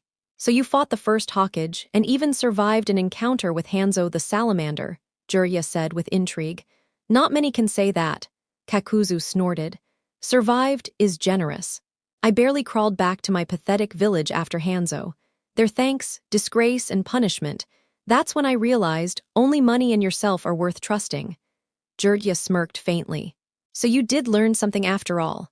Oh, Kakuzu raised an eyebrow. Yeah, you learned not to cross Konoha Shinobi again, Jirya retorted mockingly, hand raised with a palm parallel to the ground. Can't blame you. If I'd been humiliated that badly, I'd be terrified of our hit-gate too. Don't fool yourself, brat, Kakuzu replied coldly. The only reason I haven't hunted Leaf Shinobi is because I don't waste time on weaklings. With your Hokages dead, only a handful from your village have bounties worth my attention. Yourself, Tsunade, Orochimaru, Might Guy, Asuma Sarutobi, Kakashi Hatake, and of course, Itachi. When I'm finished with you, perhaps I'll collect Tsunade next. She may be Hokage, but compared to her grandfather, she's laughably fragile. His tone was devoid of mockery, just pure lethal promise. Jirya's expression hardened, his hands curling into fists the instant he heard the Extaki Shinobi threaten Tsunade. No way was he going to let someone speak of his teammate like that. Before he could get a word out, the Akatsuki member spoke again. Perhaps I should show you how much I've evolved since back then. With that, Kakuzu's features twisted, his fists clenching as his back shifted unnaturally. The web of threads beneath his flesh writhed, tearing him open from behind until 3 monstrous forms emerged, each mask-like face contorted into a beastly shape. One resembled a demonic tiger, another a grotesque creature with 4 legs and tiny, makeshift wings, and the last took the form of a warped wolf with 2 tails. Jirya looked on, disturbed and disgusted, the grotesque display reminding him far too much of Orochimaru's forbidden experiments. What had this man turned himself into? I usually have 5 of these, but that brat killed off my lightning heart, Kakuzu remarked casually before shaking his head. Not that it matters. I'll still end you here. The tiger-like beast lunged skyward, jaws parting to reveal a glowing ember. Jirya's eyes went wide as he recognized the jutsu, fire release, searing migraine. He launched himself to another tree just before the construct spat out a fist-sized flame that erupted into a devastating inferno upon impact, tearing apart the trunk and igniting the surrounding forest. The creature kept spewing fireballs in rapid succession, forcing Jirya to vault through the trees while the forest burned around him. Midair, his instincts flared, something was off. Looking down, he saw the winged construct racing toward him. Its mouth opened, spiraling wind compressing into a tight sphere. Jirya's face showed disbelief. 4 elemental affinities, that level of mastery should have been impossible. The creature unleashed wind release, pressure damage. The compressed ball of air slammed into Jirya's chest, exploding into a violent cyclone that swallowed him whole. When the dust cleared, only splintered chunks of a log tumbled to the ground. Kakuzu narrowed his eyes. What? He muttered before Jirya appeared behind him, thrusting a Rasengan at the stitches holding his body together, hoping to rip him apart. The blow connected, pushing Kakuzu forward, only for his body to collapse into a puddle of water. Jirya's eyes widened as the other constructs retreated, regrouping. Above, the fire and wind beasts converged, combining their powers into a swirling orb of flame and gale. Oh, hell! Jirya thought as they unleashed a catastrophic blast, annihilating a massive section of the forest. While Naruto and Fu faced hidden, Kakuzu examined the devastation calmly, tilting his head. That wouldn't be enough to kill one of the legendary Sannin. Minutes passed, still no sign. You can stop hiding, Kakuzu called out, scanning the clearing. It'll take more than that to finish someone of your level. Suddenly, spikes of white hair erupted from the ground, shaping into a massive lion's maw as it lunged toward him. Kakuzu leapt back, but the strike was too quick. His winged mask was caught and hurled into a tree, the impact nearly splitting the trunk in half as hardened strands of hair pierced through the mask like steel needles. The construct twisted unnaturally before melting into liquid and dissolving, leaving Kakuzu scowling at the loss of another heart. The Sannin surfaced, hands flying through seals before releasing fire release. Flame bullet, splitting the attack into a volley of small fireballs instead of one large blast. The remaining constructs darted aside, unnaturally gliding through the air. Jirya spun instinctively, Kakuzu was already on him, seizing his shoulder and grappling midair, black tendrils whipping out to ensnare him while his hand drove toward Jirya's chest. The toad sage fought back, his hair writhing against the threads, stabbing and tearing them apart. He managed to entangle Kakuzu's arms, forcing him off balance, and shifted their momentum so Kakuzu's back was angled toward the ground. The man's iron body technique made him nearly invulnerable to taijutsu, explosives, and most ninjutsu. Only 3 counters existed. Genjutsu, not Jirya's forte, lightning-based piercing jutsu, not an option for him, or overwhelming force strong enough to smash through it. Luckily, Jirya had just the tool, something he'd learned thanks to his newest student. Recalling Naruto's giant Rasengan, Jirya gathered chakra into his palm. Unlike the oversized orb, this version condensed the energy into a much smaller sphere, designed to pierce rather than crush. He drove the orb forward. Great Spear Rasengan! The concentrated Rasengan drilled into Kakuzu's chest. Jirya's grip and his hardened hair held the missing nin in place, preventing him from being knocked away. Instead, the orb burrowed into his iron flesh, tearing through. Kakuzu screamed as the black threads binding his body unraveled, his heart rupturing from the attack. Blood and shredded tendrils exploded outward before Jirya released him. The orb detonated, blasting Kakuzu into the ground with tremendous force. The Extaki shinobi lay still, lifeless eyes gazing into the night sky. Naruto and Fu versus Hidden Naruto was baffled. For all the fear and hype surrounding the Akatsuki, he had expected them to be nearly unbeatable. They were supposed to be S-rank criminals, warriors capable of destroying villages or capturing Jinchuriki like it was nothing. Yet here he was, fighting Hidden, and the man was nothing like he expected. Hidden was sloppy, impulsive, and telegraphed every move. He relied solely on his triple-bladed scythe, and while his control over it was impressive and his stamina and regeneration were noteworthy, there was little else that made him seem like an S-rank. Even as Naruto's attacks overwhelmed him, Hidden didn't adjust his strategy, didn't shift his approach, and didn't use ninjutsu or genjutsu at all. With sage-enhanced speed and sharp wind-style counters, Naruto avoided and retaliated with ease. Finally, fed up, Naruto ducked under the swinging scythe and countered with a wind-charged uppercut that launched Hidden into the air. Appearing behind him, Naruto slammed a Rasengan into his back, sending him crashing into the ground. "Damn it!" Hidden roared, ripping off his shredded cloak. "I'm getting sick of that damn jutsu, you brat." "I could say the same about you," Naruto shot back with a frown. "Seriously, how are you even in the Akatsuki? You're one of the weakest opponents I've fought." Hidden sneered. "Oh yeah, wait until I carve my curse into you, then you'll understand pain and I'll enjoy every second of it." Naruto scowled, confused by his words. He glanced at Fu, who had barely participated so far. "Hey, does this guy actually do anything besides swing that scythe and run his mouth?" Naruto asked. Sorry," Fu admitted, sounding embarrassed. "When he fought my teammates, I was busy with Kakuzu. I didn't really see what he could do." "Don't make the mistake of looking down on me," Hidden barked in fury. "Yeah, I might be the slowest in Akatsuki and definitely not the brains of the group, but there's a damn good reason I'm here. And you'll see it firsthand soon. I've already offered prayers to Jashin-sama, so now I just need one thing from you, and the moment I get that chance, it's over." The zealot's voice grew darker as his eyes glazed in devotion. "Once our fates are connected, you'll witness Jashin-sama's glory for yourself and understand the divine strength he has granted me." "Oh, really? Then let's see how your precious god saves you from this," Naruto shot back before vanishing in a blur of wind-enhanced speed, reappearing behind Hidden. Naruto whipped around with a high roundhouse, but Hidden narrowly evaded and swung his scythe upward in retaliation. Naruto calmly pressed down on the weapon's cord, springboarding into the air. Hidden instinctively leapt after him, only to regret it instantly when Naruto descended with a swirling sphere of destruction. "Big ball Rasengan!" Naruto roared, slamming the jutsu straight into Hidden's chest. The two crashed into the ground with such force that a massive crater erupted on impact. Landing beside Fu with a body flicker, Naruto exhaled. "Well, looks like that's over. Let's go and give Jiraiya." "Gah. Damn it, brat, I really can't stand you." Hidden howled, cutting him off as he staggered back upright. Naruto's eyes widened. "No way, you're still on your feet after that." He gawked at the gaping hole in Hidden's torso.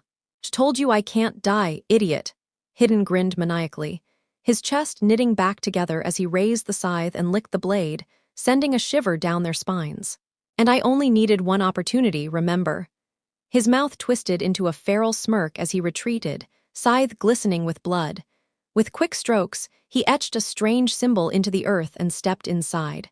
It's finished, Hidden shouted with insane laughter. Now you're cursed. Before they could reply, his skin blackened, white skeletal markings crawling across his body. A skull emblem coated his face like a macabre mask, making him resemble a nightmarish reaper. Pulling a collapsible spear from his torn cloak, he snapped it open. Heh, let's make this a slow, delightful offering. Pain is a blessing, after all. Jirya versus. Kakuzu Jirya let out a long breath, staring down at the fallen Akatsuki. The battle had been grueling, but it seemed to be settled, until a sudden flare of killing intent made him snap his head up. To his shock, the 3 remaining elemental masks hurtled toward Kakuzu's limp form. Jirya had assumed the technique would vanish with its user's defeat, but he was wrong. He jumped back as the masks broke apart into masses of threads, sewing themselves back into Kakuzu's body. Jirya's eyes hardened as the man rose again, his stitched form writhing as threads bulged and ripped free from under his skin. His arms detached, tethered only by cords, and thick tendrils spewed from his mouth. His back split open completely, releasing waves of thread-like tentacles. Masks representing wind and earth fused to his shoulders, while the fire mask merged deeper within. Grim-faced, Jirya pieced it together. So, that's the true extent of your earth grudge fear. You've been prolonging your life by harvesting the hearts of shinobi you've killed, replacing your own and cycling their chakra to wield multiple elements. That's how you've survived so long. You live up to the Sannin title, Kakuzu rasped through the mass of cords, his voice disturbingly clear. But you've already cost me 3 hearts. I'll take yours, and that boy's, to replenish them. Jirya flipped away just in time as a colossal tendril tore through branches like paper. He hit the ground in a crouch, bolting aside as the cord lashed again, gouging the earth. Kakuzu's body contorted further, his jaws split wide as 8 writhing appendages unfurled from his back, connected at their base to act like wings. The forest bore the scars of their clash, splintered trees, flames crackling, and deep fissures etched into the dirt. Jirya analyzed quickly. Kakuzu relied on overwhelming, destructive strikes backed by deadly speed. It wasn't surprising Akatsuki valued him. The sage mused grimly that any partner forced to fight alongside him likely didn't last long, either by misfortune or Kakuzu's disregard. That raised the question, how was his current partner still breathing? Probably luck, or not long for this world. Suddenly, Kakuzu's masks opened, unleashing raging wind and fire. Jirya slammed his hands together and struck the ground. Barrier, tri-pillar shield. A triangular barrier flared, absorbing the inferno. He clenched his jaw as the searing heat pressed against him, feeding chakra into the shield until the attack subsided. The moment it ended, he dropped the barrier and charged forward. But the wind mask continued its assault, firing razor-sharp gusts. Jirya twisted to dodge, but they ripped into his arms and legs, sparing only his vitals. Kakuzu took advantage, his kick crashing into Jirya's jaw, sending him skyward. A tendril snagged his leg, slamming him into the ground with brutal force. A second tentacle pierced his chest, hurling him through splintered trees until he slammed against a trunk, blood dripping from his mouth. Before the next strike could tear into him, Jirya hardened his hair into steel-like quills. Needle Jizo! He spun fiercely, shredding the cords until they recoiled. Leaping free, he weaved past the next barrage of threads, slipped under Kakuzu's arm, and drove a fist into his gut. The Extaki shinobi doubled over, only to catch a knee to the face. Seizing the moment, Jirya jammed a kunai into the water mask, black ichor spilling out as he formed a Rasengan in his other palm. He slammed it into Kakuzu's abdomen, detonating chakra and blasting him back. Kakuzu steadied himself midair, his cords stretching into a net to hover. But his frustration grew as the wind mask expelled from his body, replaced by the fire mask, which immediately spat volleys of flames. Jirya flickered away, flames engulfing the ground in an explosion of heat. Wiping blood from his chin, he smirked faintly. There was a reason Akatsuki's elites dreaded facing him, and Kakuzu was beginning to realize it. 3 hearts down, Jirya thought, eyes sharp. 2 more to finish. Naruto versus Hidden Naruto, and Fu glared at the silver-haired man standing proudly in the middle of a ritual circle, the ground around him painted with blood. His flesh had turned pitch black, marked with eerie, skeletal white lines. What the hell is he saying? Fu muttered, narrowing her eyes, every muscle in her body tense as she watched the strange transformation of their so-called immortal foe. Naruto shared her unease but quickly formed the cross-hand seal, producing 5 more shadow clones. Doesn't matter. If this is what he's been hiding, then it's better we force it out now. Without hesitation, he sprinted toward Hidden, determined to uncover the reason behind the grotesque change. Hidden's lips curled into a twisted smile as he raised his weapon and drove it into his own leg. Naruto's eyes widened in horror as a stabbing pain exploded in his own limb. He gritted his teeth, clutching his thigh as blood soaked through his pants, dropping down to one knee, injured in the exact spot Hidden had pierced himself. Fu rushed over in panic. Naruto, are you okay? Her gaze flicked from his wound to the Akatsuki, realization dawning as she pieced together the truth.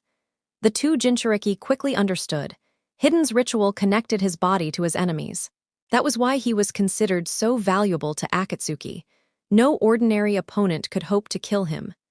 By tasting an enemy's blood, he could bind their lives together, and with his inability to die, he could impale himself through the heart and walk away unharmed while his victim perished. Hidden's laugh rang out as he watched Naruto writhe. To feel the suffering of my foe as they approach death, it's bliss beyond measure. Fu grimaced at his deranged obsession with pain, but she shoved the thought aside. She had to prevent him from killing Naruto through this cursed link. Dropping his scythe but keeping hold of its rope, Hidden flashed her a murderous grin. Fu's eyes widened in horror. Stop! The triple-bladed weapon slashed into Hidden's abdomen, but he barely flinched.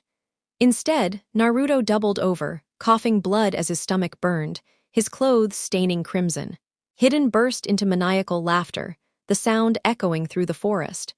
But his amusement turned to shock as Naruto suddenly vanished in a puff of smoke. Confusion flickered across both Hidden and Fu's faces as his markings faded. Earth-style headhunter jutsu, a voice came from below.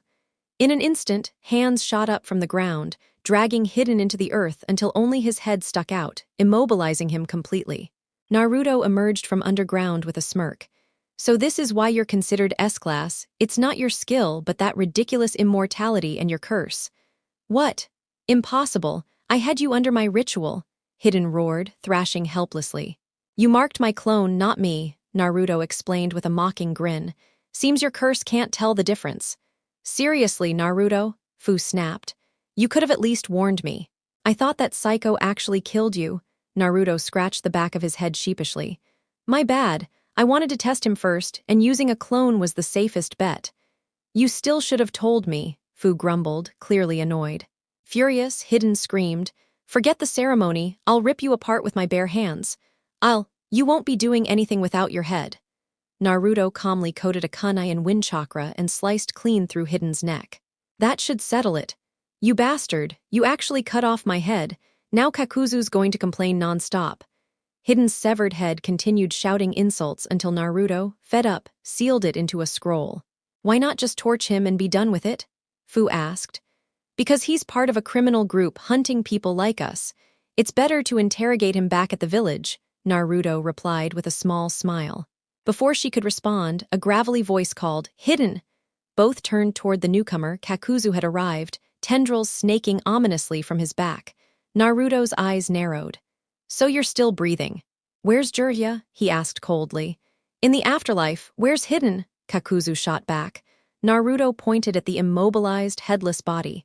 Dead, and you'll be joining him soon. He knew Kakuzu was lying. He could still sense Jirya's chakra close by. Kakuzu cursed under his breath, realizing his blunder. He had lost all his remaining hearts to Jirya and wasn't going to risk the last one here. But he hadn't expected Hidden to be defeated so easily. With a growl, Kakuzu unleashed nearly all his chakra, spewing a massive wave of fire toward them. Naruto and Fu leapt back as the explosion shook the clearing, smoke billowing everywhere.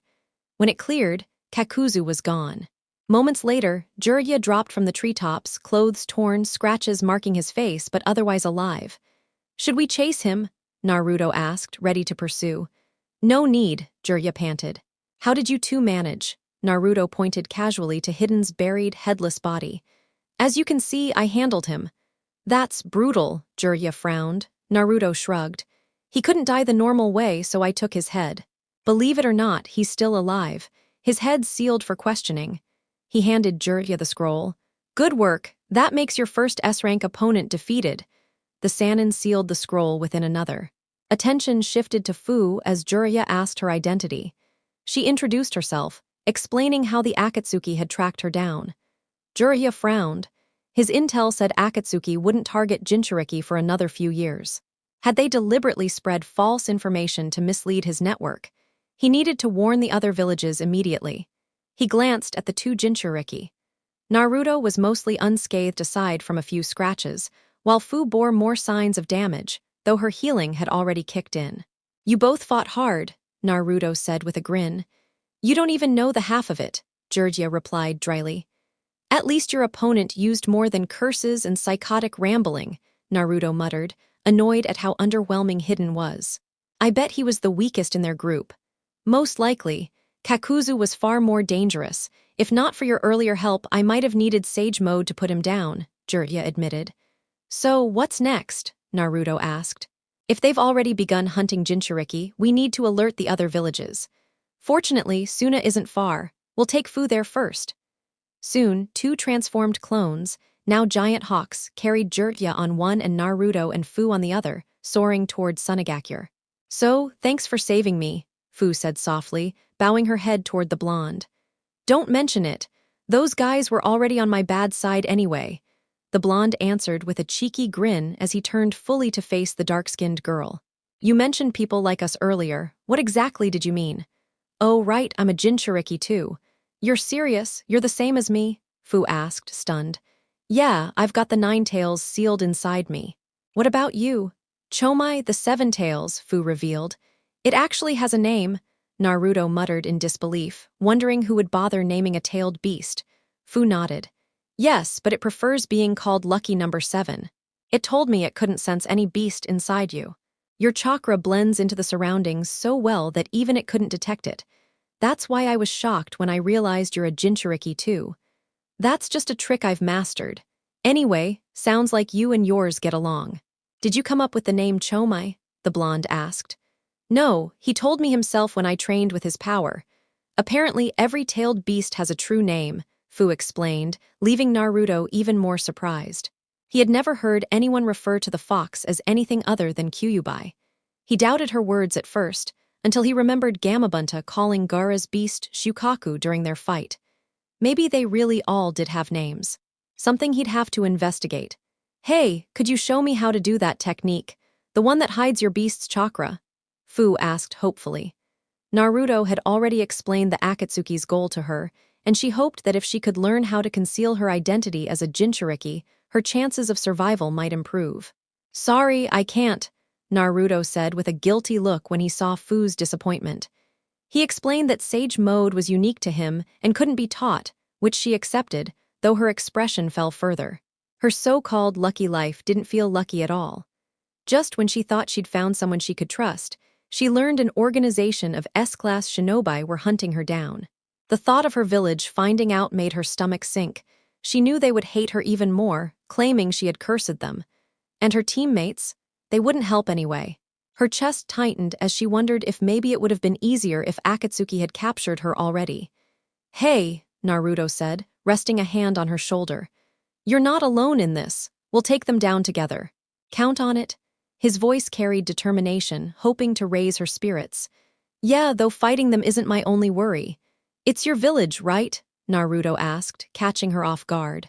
She wanted to ask how he knew but then realized he was also a Jinchuriki. He must be dealing with the same pain, so she stayed quiet. "Does it ever get better?"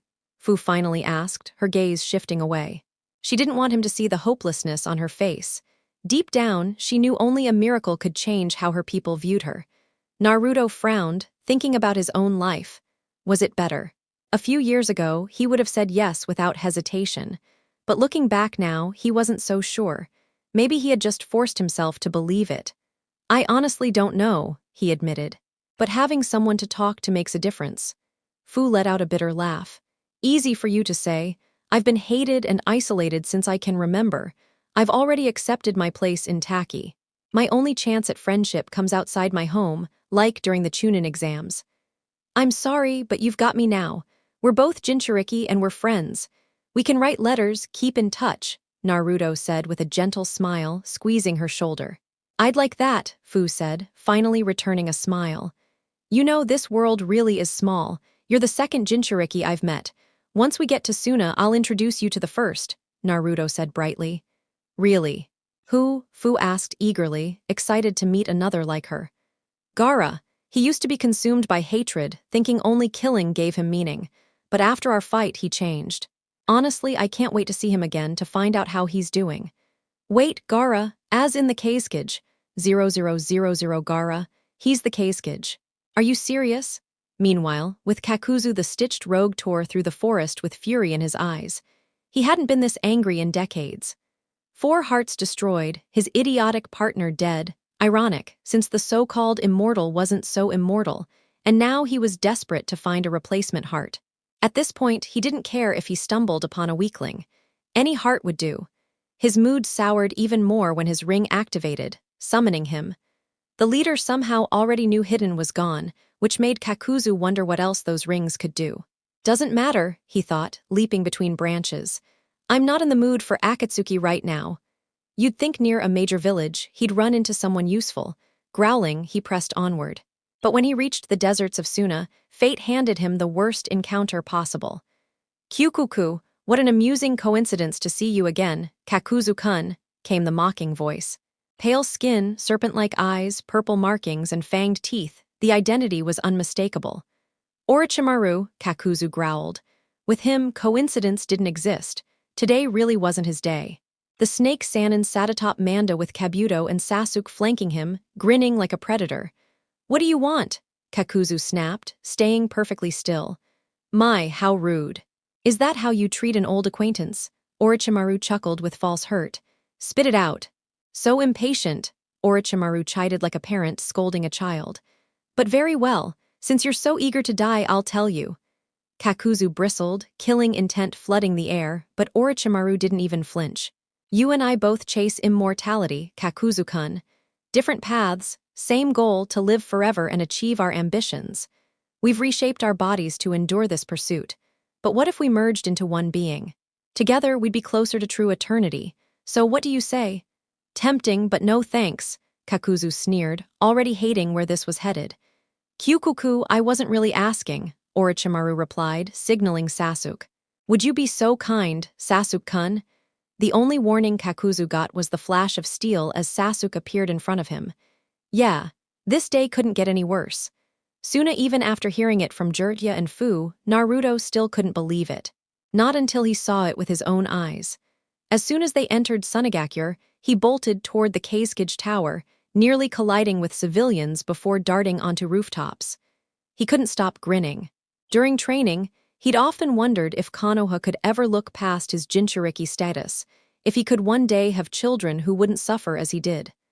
Now, he thought he had his answer. If Gaara had truly become Kazekage, then maybe it was possible after all. Gaara, once hated and feared, even targeted by his own father, had drowned in bloodlust to prove his existence. But only 2.5 years after abandoning that path, he had earned his people's respect and was named the 5th Kazekage. That gave Naruto hope. Lost in thought, he didn't even realize he'd reached the tower until he burst into the office, ignoring the protests from staff. And there he was, fair skin, green eyes, crimson hair, the kanji for love etched into his forehead, dressed in the robes of a cage. Gaara's face twisted in irritation before shifting into shock at the sight of the uninvited guest. And Naruto, of course it's me, you're the Kazekage now, huh? The blonde said with a grin as he stepped into the office and wrapped the redhead in a quick hug. Why yes, I am, Gaara answered with a faint smile, still caught off guard by the gesture. He couldn't recall the last time anyone had embraced him, and what surprised him even more was that his sand hadn't reacted to defend him. My apologies, Kazekage-sama, the the receptionist said with a bow. I tried to keep him from barging in, but he wouldn't listen.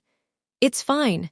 Naruto is a dear friend, Gaara replied, waving her off calmly. 3 years gone and you're still causing trouble, Gaara said dryly, only to receive a mischievous grin from the blonde. You think that's bad? He's worse now than back then, Jiraiya chimed in from the window, smiling at the pair. Jiraiya-sama.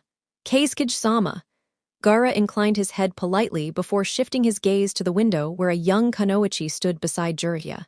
He quickly recognized her as Fu from Taki. Fu, why are you here? Keisuke-sama, Fu replied respectfully, though her cheeks flushed slightly. I was attacked by the Akatsuki on my way here. Jiraiya-sama and Naruto-kun saved me. Akatsuki? That's right, we came to warn you about them, Jiraiya said with a grave tone. Gaara nodded, turning his attention back to Naruto. At first he hadn't noticed, but now he clearly saw how much his fellow Jinchuriki had matured. Gone was the bright orange attire.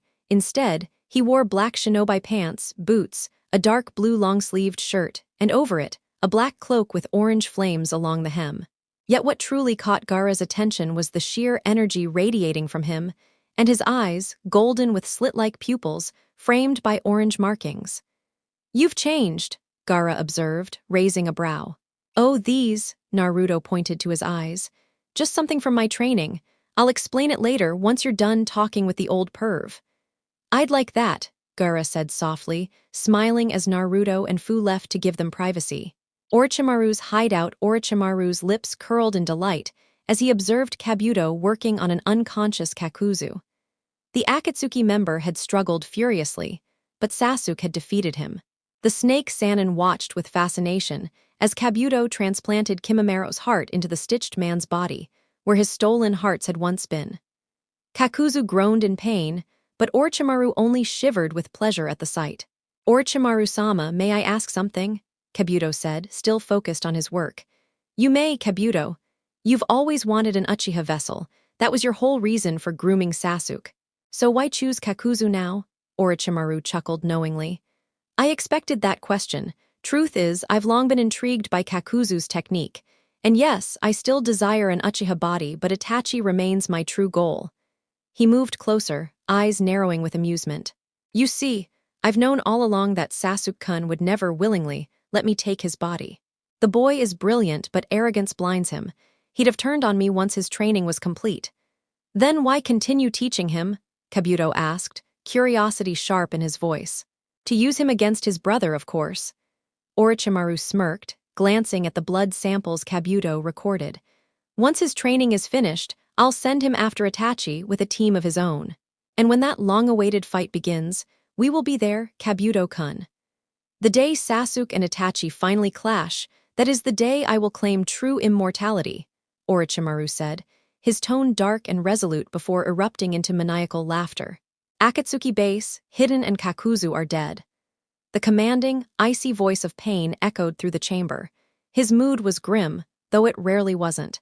He had gathered the deadliest shinobi in history to enforce his idea of peace, and now 2 of them had fallen before their missions had even advanced. Someone would pay. The Akatsuki members looked stunned. Even Itachi, though stoic, was secretly taken aback. Inside, however, he felt relief that Hidden was gone. His one mission with the Jashin zealot had been unbearable. He silently respected Kakuzu for enduring him as a partner. What the hell? Kisame growled, genuinely surprised. He'd enjoyed teasing that pair. The zombie duo gone? How ironic. The so-called immortals were the first to die, Sasori muttered. Leader Sama, who killed them? Itachi asked, expression unreadable though his interest was clear. We don't know for certain, Pain admitted, but evidence points to Orochimaru. Kakuzu's ring has been tracked near Orochimaru's, and Hidden's presence is gone, likely sealed.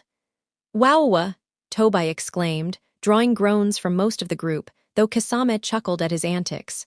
Orochimaru must have gotten really strong to beat the zombie pair. So it seems, Pain agreed coldly. Orochimaru has avoided us since leaving, Konan noted, her eyes narrowing. For him to strike now, he's plotting something significant. Whatever his scheme, it won't be tolerated, Pain declared. If he wants war, then he will face the consequences. I'll go to sound myself and drag him out. But Pain, wouldn't it be wiser to send Itachi and Kisame? Konan pressed. He'll expect you. You know how cunning he is. If he's willing to face you, he's already prepared. She knew Nagato's power rivaled God's, but Orochimaru was different, dangerous not just for strength but for his brilliant cunning. He had once tried to take Itachi despite impossible odds, struck Suna, and later invaded Konoha. Facing him blindly was a risk. It matters not what tricks he has, Pain said firmly. I will go and he will learn the true meaning of godhood. I side with Konan-san, Itachi said unexpectedly, startling everyone. Even Pain raised a brow. Kasame and I are closer to sound. We can confront Orochimaru ourselves. The declaration shocked the room. Itachi rarely volunteered for combat missions, preferring to end fights with illusions rather than risk direct battle. His hidden reason, however, was simple. He would never allow Pain and Sasuke to cross paths. That nightmare could never be risked. I like the sound of that, Kasame grinned, baring his shark-like teeth. Last time we had to run from Jiraiya. Now I get another shot at a Sannin. Hold it, fish face. Orochimaru's mine, Deidara snapped. I've been dying to showcase my art on a village. 1C3 should wipe sound off the map, yeah. How many times do I have to say explosions aren't art? Enough, Pain's voice cut sharply, silencing them all.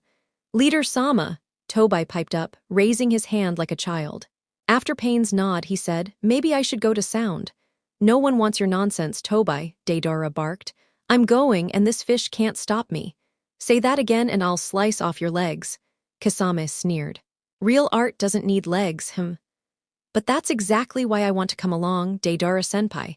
Everyone here is so intimidating and awesome, and I want to be just like you. Please, please let me go. Tobai whined in a childish tone, only managing to irritate Deidara even more.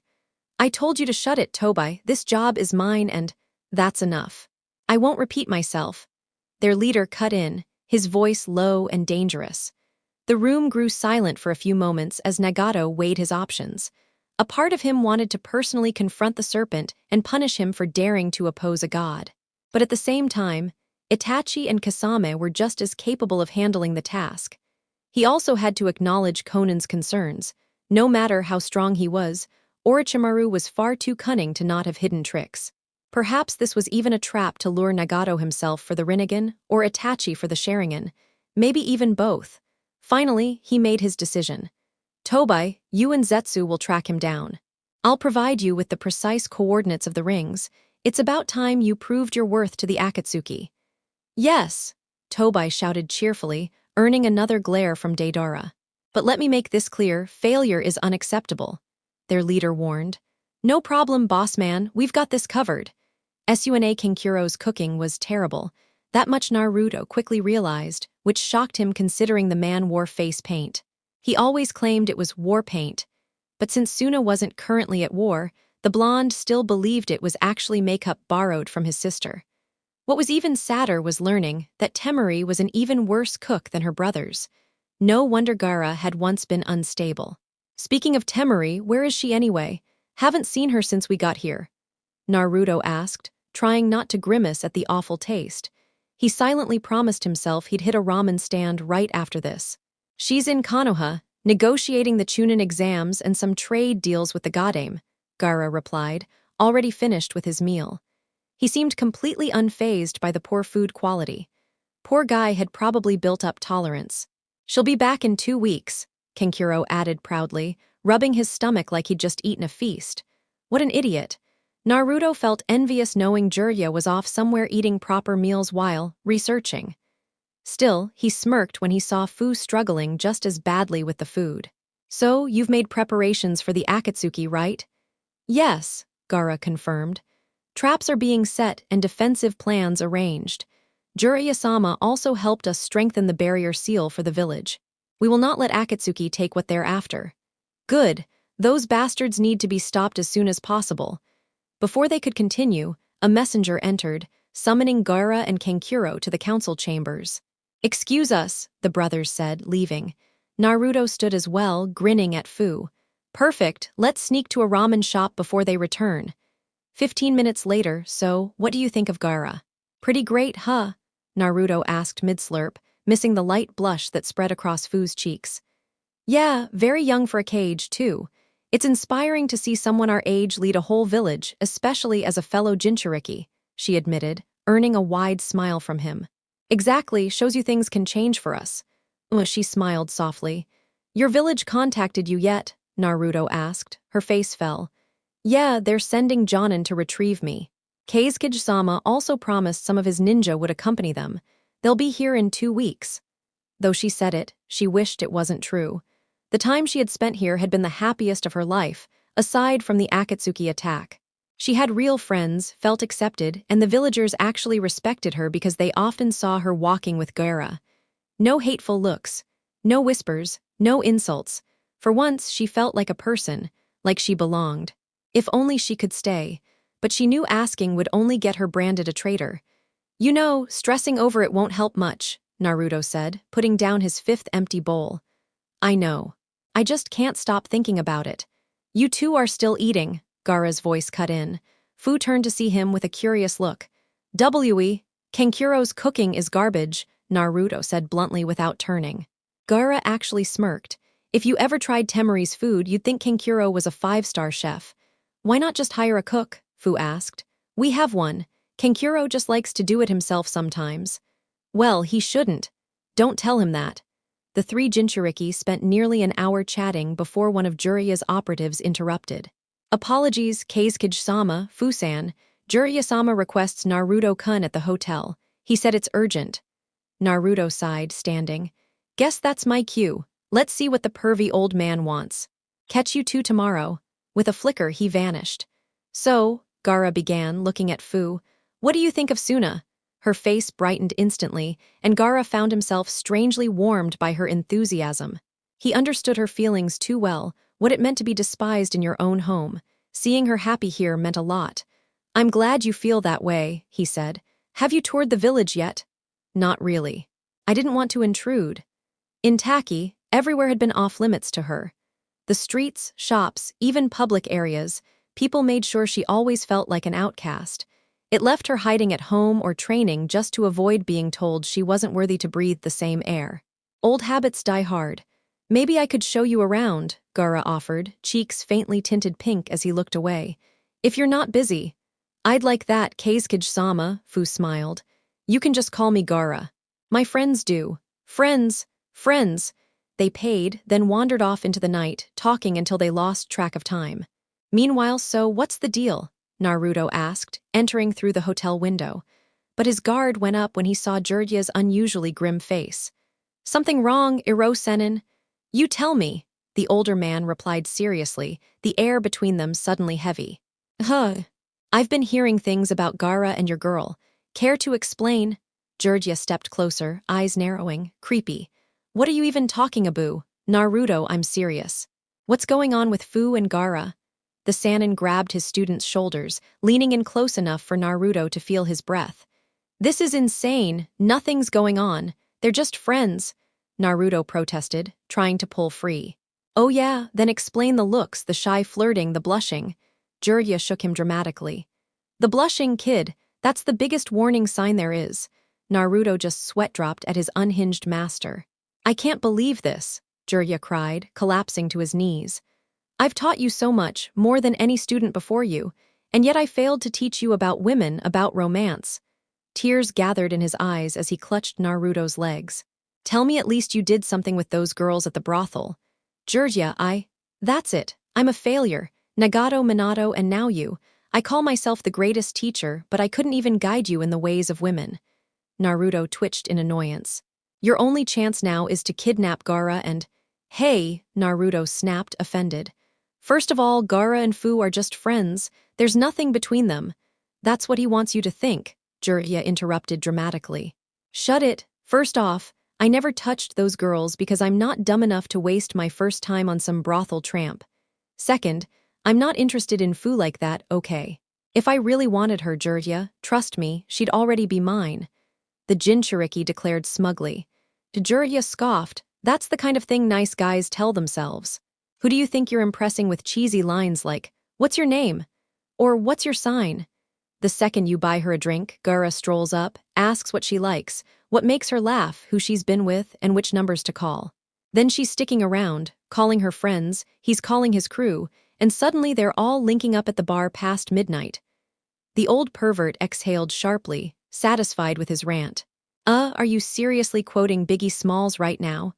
That's not important. What matters is that you just lost another girl to another so-called buddy of yours. This is ridiculous, the blonde muttered, rubbing his forehead in irritation. Is it? I'd say it's becoming a pattern. Next thing you'll see. Wait, this is why you dragged me here? Huh, well yeah, that and the scroll on the table. Georgia admitted, looking a little embarrassed that he nearly forgot the actual reason. Naruto stepped over and lifted the scroll.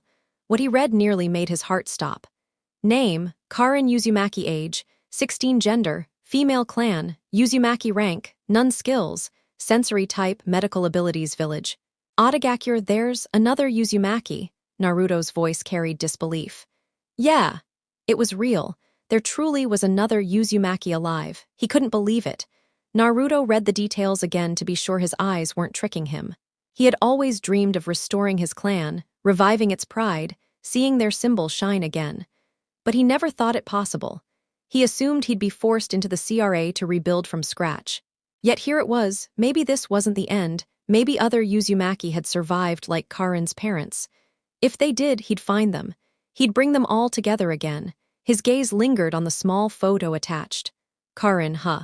Just wait a little longer. I'm coming for you, he thought. Is she a prisoner of Orochimaru or actually working for him? Naruto asked quietly. A follower. Jiraiya answered grimly before sipping his sake. From what I gathered, her parents left Uzu before its fall and settled in Kusa. Nothing much after that, but about 3 years ago Orochimaru noticed her chakra and took her into his ranks. I see. Naruto's stomach twisted. Nothing tied to Orochimaru ever spelled good. That snake did unforgivable things, and anyone tied to him was inevitably corrupted. Naruto truly despised the man with every fiber of his being. The thought of Karin willingly serving him was painful. If she really carried out Orochimaru's vile orders, then what would he do? She's currently managing Orochimaru's southern base, though its exact location is unclear. Jiraiya continued. We have to go. Naruto looked at him, eyes pleading. She might be the only real Uzumaki I'll ever meet, the closest thing to family I could ever have. Other than your crazy self, of course. That's fine, but what if she's devoted to Orochimaru like Kabuto? Jiraiya asked, making Naruto flinch. And what if Orochimaru himself is there? You realize this could easily be a death trap. Jiraiya knew how much this meant to Naruto, but they had to weigh the risks. I know. Naruto clenched his fists tightly. Anything involving Orochimaru screams danger. I get that. But this is my only chance to revive my clan. I can't let it slip away. And if she's your enemy, Jiraiya pressed, eyes locked with his students. I'll do what has to be done, Naruto said, though his voice lacked conviction. Could he really kill the one hope for his clan's legacy if she turned out beyond saving? He didn't know. Silence hung between them until Jiraiya finally asked, and if this is all just a trap, then we'll use reverse summoning to Mayaboku. Please, Jiraiya. After a long pause, the Sannin finally sighed. All right, we leave tomorrow. Maybe even swing by Kumo to warn them about Akatsuki. But don't put every bit of hope into this girl. Naruto's eyes brightened. He wanted to jump for joy, but his maturity held him steady. Now, if you'll excuse me, I'd like to continue my research, Jiraiya said, heading to the window with a perverted chuckle. You know, this village only has one hot spring because of the weather, so it's always full of gorgeous women. Before he could finish, Naruto kicked him straight through the closed window. Border of the land of fire, Itachi frowned as he studied the clearing littered with corpses, Kasame's blade dripping with fresh blood from a hunter nin squad. Samehada gleamed, and even Kasame's cloak bore crimson stains. As always, Itachi let the shark man indulge in his slaughter, sparing his own frail body from unnecessary combat. Genjutsu was his method, but his illness had worsened, forcing him to conserve his strength. Watching Kasame butcher his old comrades nearly tempted him to forget his condition. His frown deepened. Over the past month, Pain had summoned Kasame and Kakuzu to aim, supposedly for their vast chakra reserves. For what purpose, no one knew. During that time, Itachi had endured hidden as a partner, and that nightmare alone had made him appreciate Kakuzu immensely. I bet Pain only wanted Kasame and Kakuzu to help him screw Konan, hahaha. Man, I crack myself up. Itachi shook his head, disgusted by the memory. If his ANBU days hadn't scarred him already, Hidden surely would have finished the job. For someone who saw himself as a pacifist, Itachi had seriously considered using Tsukuyomi to shred the Jashinist apart. He was certain Hidden's nonsense was worsening his condition. What unsettled him most, however, was Kasame's missing memories. After returning from AIM, the swordsman couldn't recall anything from the entire month. Itachi had probed his mind. No barriers, no genjutsu, nothing, just empty blankness. That suggested only one thing: Madara had intervened. But why erase Kasame's memories? Was he hiding something from Itachi? Did it involve Konoha, or was there another hidden agenda? Too many questions, too few answers. The Uchiha's unease grew. Madara, Pain, Orochimaru, all of them scheming. None of their plans could mean good for the world. He wanted to warn Jiraiya, but the Sannin was a ghost, hard to track. And going back to Konoha himself was both suspicious and suicidal in his state. So, think we'll run into your little brother? Kasame grinned, yanking him back from his thoughts. I can't say, but if we do, Orochimaru will likely be with him. Itachi replied coolly. Just hours ago, Pain had informed them the Three Tails had reformed. 3 years had passed since Itachi killed Yagura, the Mizukage, slaying the Biju with him. Akatsuki had waited patiently for its rebirth, and now it had returned, residing near Odo. Their mission: capture it. Pain even warned him not to kill it again, threatening divine punishment. Yeah, sure, Itachi thought. He wanted to scoff, but that wasn't the Uchiha way. I don't get why Pain didn't just send Tobai, Madara, whatever name he's using now, since the beast showed up in Odo. Kasame mused, brushing dust off his cloak. He'll be busy hunting Orochimaru down. The snake never lingers in one spot. And even if they do cross paths, killing him won't be simple. Itachi replied once more, concern for his younger brother tightening his chest. He only hoped Sasuke wouldn't recklessly involve himself with either of them. Itachi's gaze sharpened when a spiraling vortex appeared before them, Tobai's arrival. Had he already tracked Orochimaru down? Do you ever crack a smile? The masked figure teased, but Itachi remained silent. So, Kasame gave Abido a sly glance, lifting Samehada toward him. Do we call you Tobai, or should we stick with Madara when it's just us? Abido simply lifted his shoulders as if it didn't matter. The moment Rin died, his name had lost its meaning anyway. You still haven't located Orochimaru, have you? Itachi stated calmly. Abido dug his hands into his cloak and produced 2 Akatsuki rings, one meant for Kakuzu, the other belonging to Orochimaru, along with a scribbled note. Gone for a while, don't wait up. That man is slipperier than we ever gave him credit for. At this point, I doubt he's even in Odo anymore, Abido muttered. Could be. Without warning, both Uchiha activated their Mangekyo, ensnaring each other in illusion. In Abido's ice base, Itachi appeared, while in Itachi's black and white world, Abido stood. Somehow, they were in both realms at once, only 3 meters apart. What have you been doing with Kasame these last weeks? Itachi asked directly. Abido gave another careless shrug, irritating him further. Nothing major. Pain needed his chakra, that's all. For what purpose? Itachi pressed. To make Akatsuki stronger, the masked man said with a sly tone. I scoured every one of Orochimaru's bases for Hidden's ring, but came up empty. Even Pain couldn't sense it. That means Orochimaru wasn't involved in Hidden's death. Which raises the question, could it have been you, Itachi-kun? Itachi's eyes narrowed dangerously. He wouldn't have minded killing that lunatic Hidden himself, but why did Madara suspect him? And why would you think it was me? He asked with measured curiosity. If Orochimaru wasn't the one, then the most logical conclusion leads to Konoha. Fresh intel says Jiraiya was spotted in Suna, not far from where Hidden's signal vanished. Coincidence, don't you think? Abido tilted his head mockingly. It was coincidence, Itachi answered flatly. 3 years ago, you slaughtered the Mizukage, knowing he was a Jinchuriki. Then you conveniently let Kakashi and Jiraiya in on our goals. Another coincidence, Itachi's brow twitched. What did Abido want? An apology? A promise to stop? Hell no. A poor judgment on my part, he finally said. Abido gave a short chuckle. Heh, everyone slips up now and then. He stepped closer, shifting back into his own dimension, placing a hand on Itachi's shoulder as the illusion dissolved. The only thing we can do is ensure it never repeats. When reality returned, Kasama's toothy grin confirmed less than a heartbeat had passed outside. "The Three Tails is south of Otagakure," Abido reported as the vortex began to consume him. "We expect no more errors." "Well, at least that spares us the trouble of searching everywhere," Kasame commented as they began walking. Jiraiya and Naruto adrenaline was never good for Naruto. Jiraiya concluded this after years of traveling with the overexcited blonde, who already had limitless chakra. Add thrill to the mix, and it was chaos waiting to happen.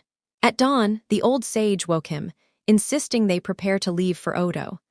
The farewells to the Kazekage and Fu were rushed, forcing Naruto to explain to Gaara why he had to leave so suddenly. Still, the redhead wished him luck, understanding the urgency of Naruto's mission. Jiraiya almost forced the boy to ask Gaara about his bond with Fu, but held his tongue. What truly irritated him was that Naruto was in such a rush he didn't even give Jiraiya time for some final research among Suna's beauties. Instead, Naruto summoned a clone, transformed it into a falcon, and launched them into the skies at frightening speed, over 150 miles an hour. At this rate, they'd hit Otagakure in less than 2 days. The toad sage barely remembered passing the desert, too focused on holding onto the damn bird to avoid falling. "Do you have to go this damn fast?" he shouted, voice almost lost in the rushing wind. "Sorry, pervy sage, but if this girl really exists, Orochimaru is the last person she should be near. She's family, and maybe the only shot I've got at meeting another full-blooded Uzumaki," Naruto shouted back. "Just stay cautious. Being around Orochimaru will ruin anyone. Don't trust this girl too easily. You'll regret it if she sticks a blade in your back." Jiraiya warned gravely. "The last thing you need is more betrayal, Naruto," he thought darkly. "Got it," Naruto grinned, oblivious to his mentor's worry. "Oh, by the way, do you know the earth technique Kakuzu used against me? The iron skin. Why? I'd love to learn it. Fighting Gaara made me realize how important defense is. Sure, it's weak to lightning, but still, the concept is amazing." "I can see that," Jiraiya admitted, "but I don't know how to perform it. Sorry, kid." "Oh well. Maybe the toads have something similar, or I could invent one myself." "That might be your best shot," Jiraiya agreed. "You've got the chakra, the sealing skills, and the idea." Minato himself created a barrier strong enough to absorb a tailed beast bomb and fling it back. Jiraiya smiled at the memory. Through his life, he'd seen brilliance in shinobi like Hiruzen, Orochimaru, Nagato, Kakashi, Itachi, and Hanzo. But Minato was a rare genius. No dijutsu, no special bloodline, no clan prestige. Just pure determination and creativity. Even Orochimaru had once admitted Minato's talent surpassed his own. The snake had wanted to train him, but Jiraiya got to the boy first. Looking at Orochimaru now, he was glad he had. Minato had been peaceful by nature, yet still cut down over 1,000 shinobi and crushed a major village. Jiraiya shuddered to think what devastation he'd have caused under Orochimaru's guidance. "Dad was really something, huh?" Naruto asked. "You've got no idea, kid, no idea at all." Jiraiya gagged mid-sentence as a bug flew into his mouth, leaving Naruto laughing hysterically at his misfortune. Orochimaru's lair at that moment, Orochimaru couldn't have been happier with his existence. Everyone valued their lives, but for the snake Sannin, his own life was sacred, more than anyone else's. Hiruzen had praised his genius since childhood, often putting him above his teammates. But once Orochimaru truly saw the shinobi world, he realized just how fragile life was, how easily his precious existence could be snuffed out. So he pursued what ordinary mortals could only dream of, what most dismissed as myth: eternal life. People expected him to succeed instantly because of his reputation. Truthfully, he'd expected the same, but failure was what truly fascinated him. Contrary to common belief, Orochimaru respected persistence. He was the same way. If the goal was worthwhile, he'd sacrifice years, countless lives, and endless effort to reach it. Now, at last, the reward was within reach. A grin crept onto his face as Kakuzu groaned in agony while Kabuto continued operating on him. Soon, he would claim the perfect vessel, just in time for the inevitable Uchiha showdown. The serpent Sannin had remained in the shadows long enough. He was itching to remind the shinobi world why his name inspired terror. And most of all, he longed for the moment he could cross blades with the Akatsuki. No doubt his old allies were already hunting him down, but thanks to destroying the seal Sasori embedded in Kabuto's mind, they hadn't been able to track him yet. That wouldn't last forever. Very soon, Orochimaru would allow them to locate him, and on that day, his thoughts were interrupted when a figure appeared at his side. Orochimaru instantly recognized him. Fu Yamanaka, one of Danzo's most loyal operatives. Without a word, Fu handed him a scroll before vanishing as quickly as he had arrived. Orochimaru's lips stretched into an unsettling grin as he unraveled it, revealing the Shinigami masks and classified records of every shinobi in Konoha, even the Anbu, that he had requested. Weeks earlier, Danzo had reached out again, presenting a new scheme to seize control of the leaf without resorting to assassinating the Hokage. For this, the root leader sought Orochimaru's cooperation. The Sannin had agreed, provided Danzo delivered everything he demanded, the Shinigami masks from the Uzumaki shrine among them. With these masks, Orochimaru could restore his hands at last. After that, everything else would fall neatly into place. The vessel is prepared, Orochimaru-sama, Kabuto announced, clearly pleased with his work. Excellent, the Sannin hissed, his grin stretching wider still. Outside, Sasuke's Kirin thundered across the sky, shaking the lair. Perfect. Sasuke-kun's training is complete as well, Kyukuku. 3 days later, for 3 days straight, Naruto and Jiraiya had raced toward Otagakure, stopping only at night to rest and eat before setting off again at dawn. For 3 exhausting days, Jiraiya had been forced to cling to a clone soaring through the sky at blinding speed, his body aching from the strain. He understood Naruto's eagerness to finally meet another survivor of his clan, but this breakneck pace was bordering on madness. At this rate, he'd feel jet-lagged for weeks. "Hey, can't you slow down a little?" Jiraiya barked, holding onto the blonde's waist tighter than he cared to admit. "We're already inside Odo, no need to—" "I found her," Naruto interrupted, beaming with excitement. "What? That's impossible. You don't even know what her chakra feels like," Jiraiya said, baffled. "It's weird, but it's like her chakra works like a beacon, always scanning for others. She doesn't have a massive supply, but she spreads it evenly over the terrain," Naruto explained, genuinely impressed. Jiraiya raised his brows. "That's quite the gift. No wonder Orochimaru wanted her." "Maybe. And it looks like she's picked up on us too. Even better, I don't sense Orochimaru anywhere near her." Jiraiya let out a relieved chuckle. "Then this might be easier than we thought." "Not exactly," Naruto muttered. "She's running away from us at full speed," and he suddenly cursed loudly, frustration bursting out. "Damn it! What is it? Did something happen?" Jiraiya asked, then immediately understood the look on Naruto's face. "Akatsuki. Yeah. I can feel another Jinchuriki's chakra west of here, and that's where 2 Akatsuki are. Karin must have sensed them too, that's why she's fleeing the other way." Naruto scowled. It left them with a choice. Chase after Karin and risk losing their chance against Akatsuki, or engage the enemy now and possibly lose her. "Listen, Naruto. I'll send a clone after her," the blonde cut in. "I'm not sure how strong she is, but if she can beat my clone, then we'll lose her anyway. The bigger priority is stopping Akatsuki before they cause real damage." Pride swelled in Jiraiya's chest. His student was making the right call, putting the greater threat first even at the risk of losing family. Placing a firm hand on the boy's shoulder, the Toad Sage said, "You've done well. Now let's make sure we finish this." Together, master and student rushed toward the Akatsuki, but the enemy was already aware of them. A lone crow flew past, Sharingan eyes gleaming, and then fiery shuriken came raining down from every direction. If not for Naruto's sage-enhanced speed and Jiraiya's veteran instincts, the ambush would have ended them. Landing hard, they dispelled the illusion and realized they could sense their foes, but not see them. A layered genjutsu, Jiraiya deduced.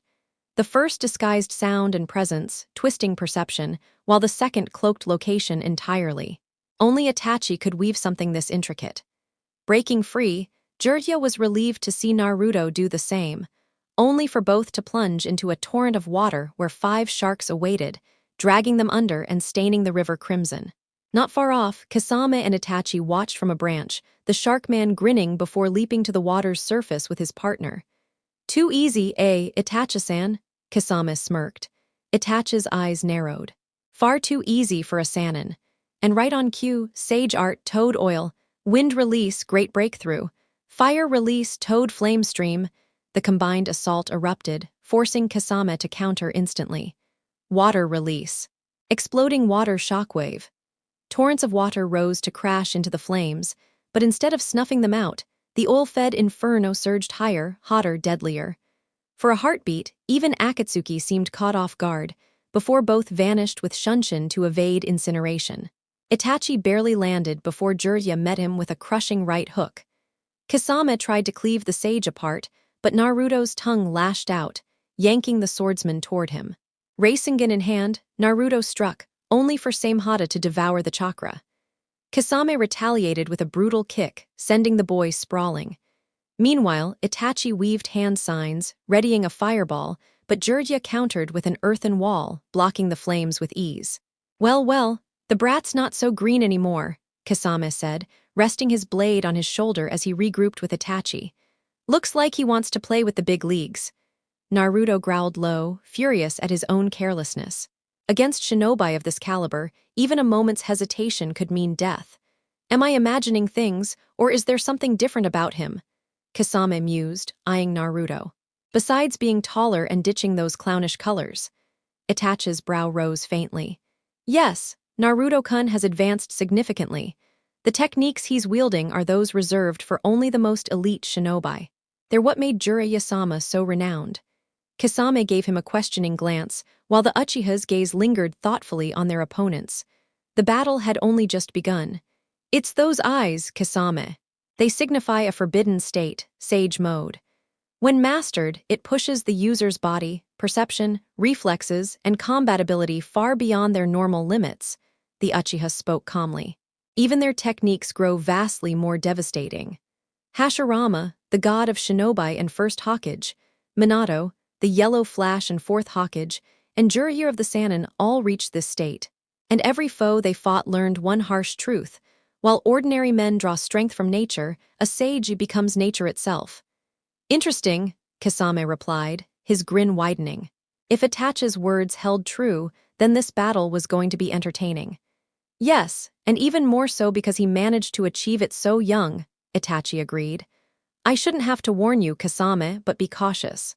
Naruto-kun's new abilities seem to resist illusionary arts, making it far more difficult for me to trap him in genjutsu. And Jiraiya is present as well. Normally, genjutsu manipulated the target's chakra flow, turning it against them. But with Naruto, it wasn't so simple. The constant circulation of nature energy through him meant illusions wouldn't last longer than a moment, unless Itachi used overwhelming techniques that bypassed the natural energy and attacked Naruto's core chakra directly, such as Tsukiyomi. But Itachi's physical condition made that risky. Jiraiya narrowed his gaze at the two intruders. This pair was far more dangerous than the last. In the previous fight, they'd held the advantage in numbers, and Hidden hadn't been particularly impressive. This time, however, the situation was entirely different.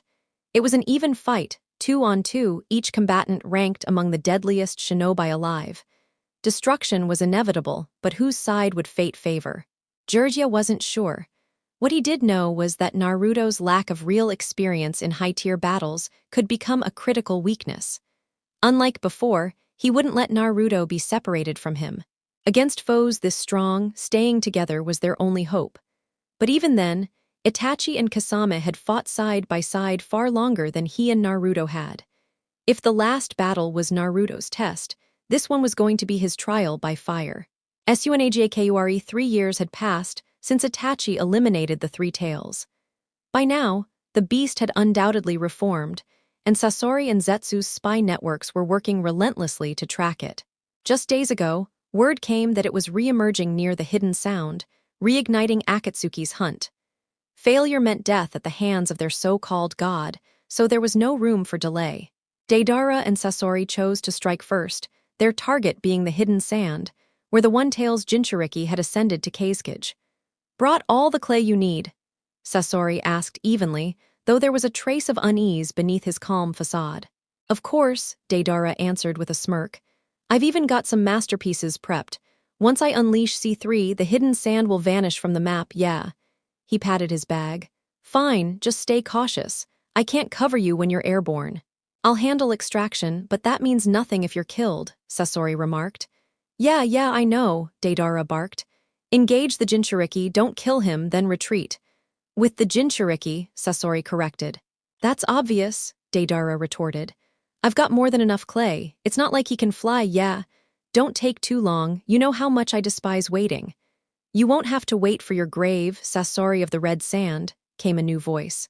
The pair didn't need to guess who it was. Gara, Fu, and several Jonin stood before them, ready for combat. Well, looks like we won't need to search for the Jinchuriki, Sasori Dono, Deidara grinned darkly. Indeed. And look too for the price of one, Sasori added. What's Akatsuki's purpose in my land? Gara asked. He already knew, of course. Ever since Jurya's warning, Suna had been preparing. Thanks to the Sannin, the village's seal had been reinforced, stretching across the desert itself, more effective than Gara could have hoped. Moments ago, scouts reported 2 massive chakra signatures entering the desert. It wasn't Jurya or Naruto, leaving only one possibility, Akatsuki. Using his third eye, Gara confirmed it and immediately ordered a defensive barrier around the village. He kept Baki and Kankuro inside as insurance in case the enemy slipped past. Though he wanted to handle things alone, his comrades insisted on backup. Fu volunteered to join, and despite Gara's reluctance, her determination convinced him. He departed with 5 elite Jonin and Fu to intercept the intruders. Hey, Deidara said, pulling clay from his pouch. They call the one-tail the weakest of the Biju, but since you're a cage, I hope you don't let me down, yeah? You won't be disappointed, Gara replied as sand surged upward. He may carry the so-called weakest beast, but Gara himself was far from weak. His position as the youngest cage was proof enough. And here, in the desert, his home, his fortress, he was unmatched. He was Gara of the desert. The battlefield was eerily quiet, no sound of life around, only the silence before chaos. 4 deadly shinobi faced each other, none daring to move first. Naruto quickly understood the difference between these opponents and Hidden. Itachi and Kasame were patient, calculating, seasoned, and dangerous. He felt little chakra from Itachi, but Kasame overflowed with it. Where Kasame lacked subtlety, Itachi thrived. One was overwhelming, the other cunning. Water and fire, brute force and precision. They were perfect partners, covering each other's weaknesses and enhancing their strengths. Beating them would take something extraordinary. Luckily, Naruto had prepared his own tricks. He silently drew 3 shuriken, infused them with wind chakra, and hurled them. Shuriken Shadow Clone Jutsu. Wind style, great breakthrough. The weapons multiplied midair, becoming 20, propelled faster by the gust. The Akatsuki split apart to avoid them. Naruto capitalized on the gap, launching more wind-coated blades. Kasame prepared to swat them aside, but one transformed into a Naruto clone, who swung a punch at his face. Kasame blocked easily and impaled the clone with Samehada, only to find it didn't vanish. Instead, the clone smirked, holding the sword in place. Its body was made of thick, sticky oil. Clever, Kasame thought. Samehada could devour chakra, but against natural matter, it was just steel. Forced to abandon his weapon, Kasame watched as the clone erupted into an oil-fueled explosion. Meanwhile, Itachi avoided the shuriken entirely, dissolving into a flock of crows and reappearing behind Jurya. You've trained him well. But will it be enough? The Uchiha murmured, kunai flashing toward Jurya's neck. But the Sannin's hair hardened, blocking the strike. He retaliated with a sweeping kick, which Itachi leapt over, only to take a Rasengan to the stomach. The kick had been a feint. Jurya eyed the bleeding Uchiha cautiously, knowing it wasn't over.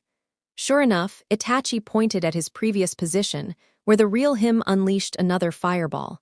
Jurya raised a mud wall to block, just as Naruto appeared and drove a strike toward Itachi's face. The Uchiha dodged, but was suddenly slammed back by an unseen force. The blonde barely had time to press his edge when Kasame suddenly appeared before him, now having retrieved his massive blade. The shark-skinned man swung a fist straight for his gut, one that would have landed cleanly had the Sannin not intercepted with a sharp kick, forcing Kasame to block with Samehada.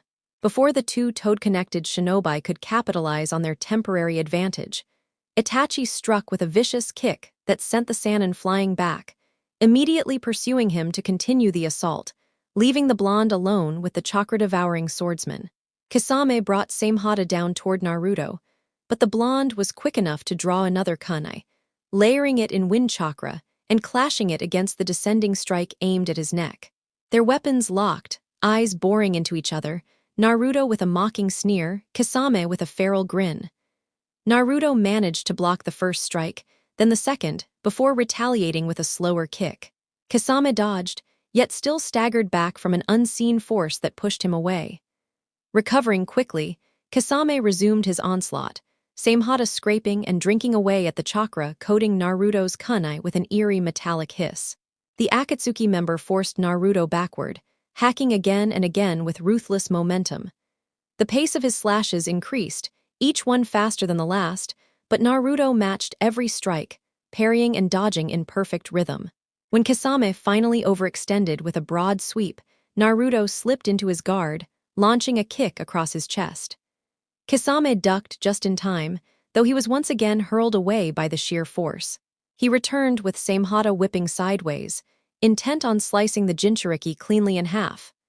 Naruto, however, countered swiftly with his kunai, keeping it continuously wrapped in wind chakra even though the parasitic blade hungrily drained it.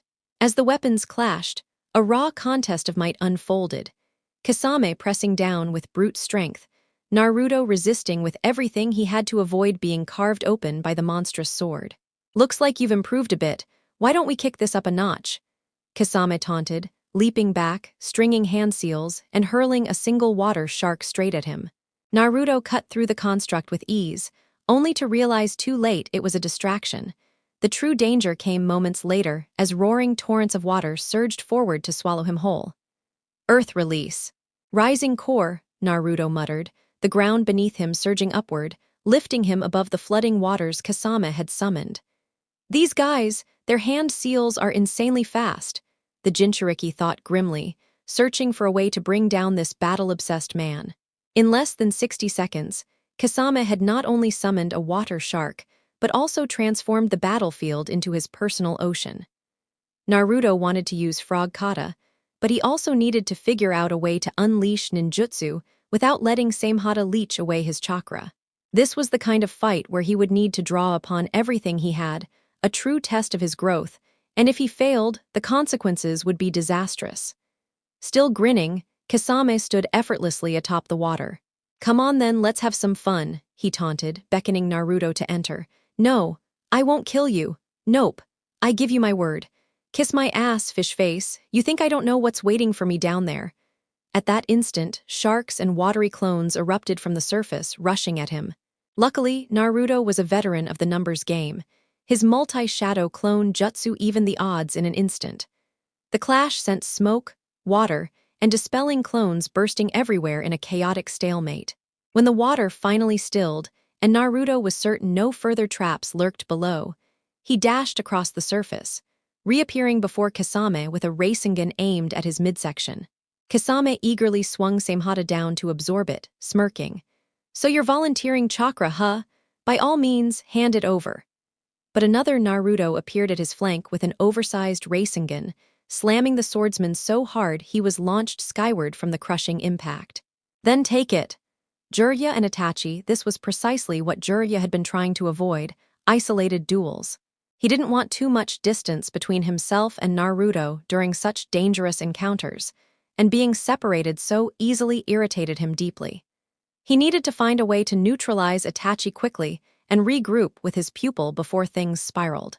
Easier said than done, however, the Uchiha prodigy was no ordinary opponent. Itachi fought with flawless efficiency.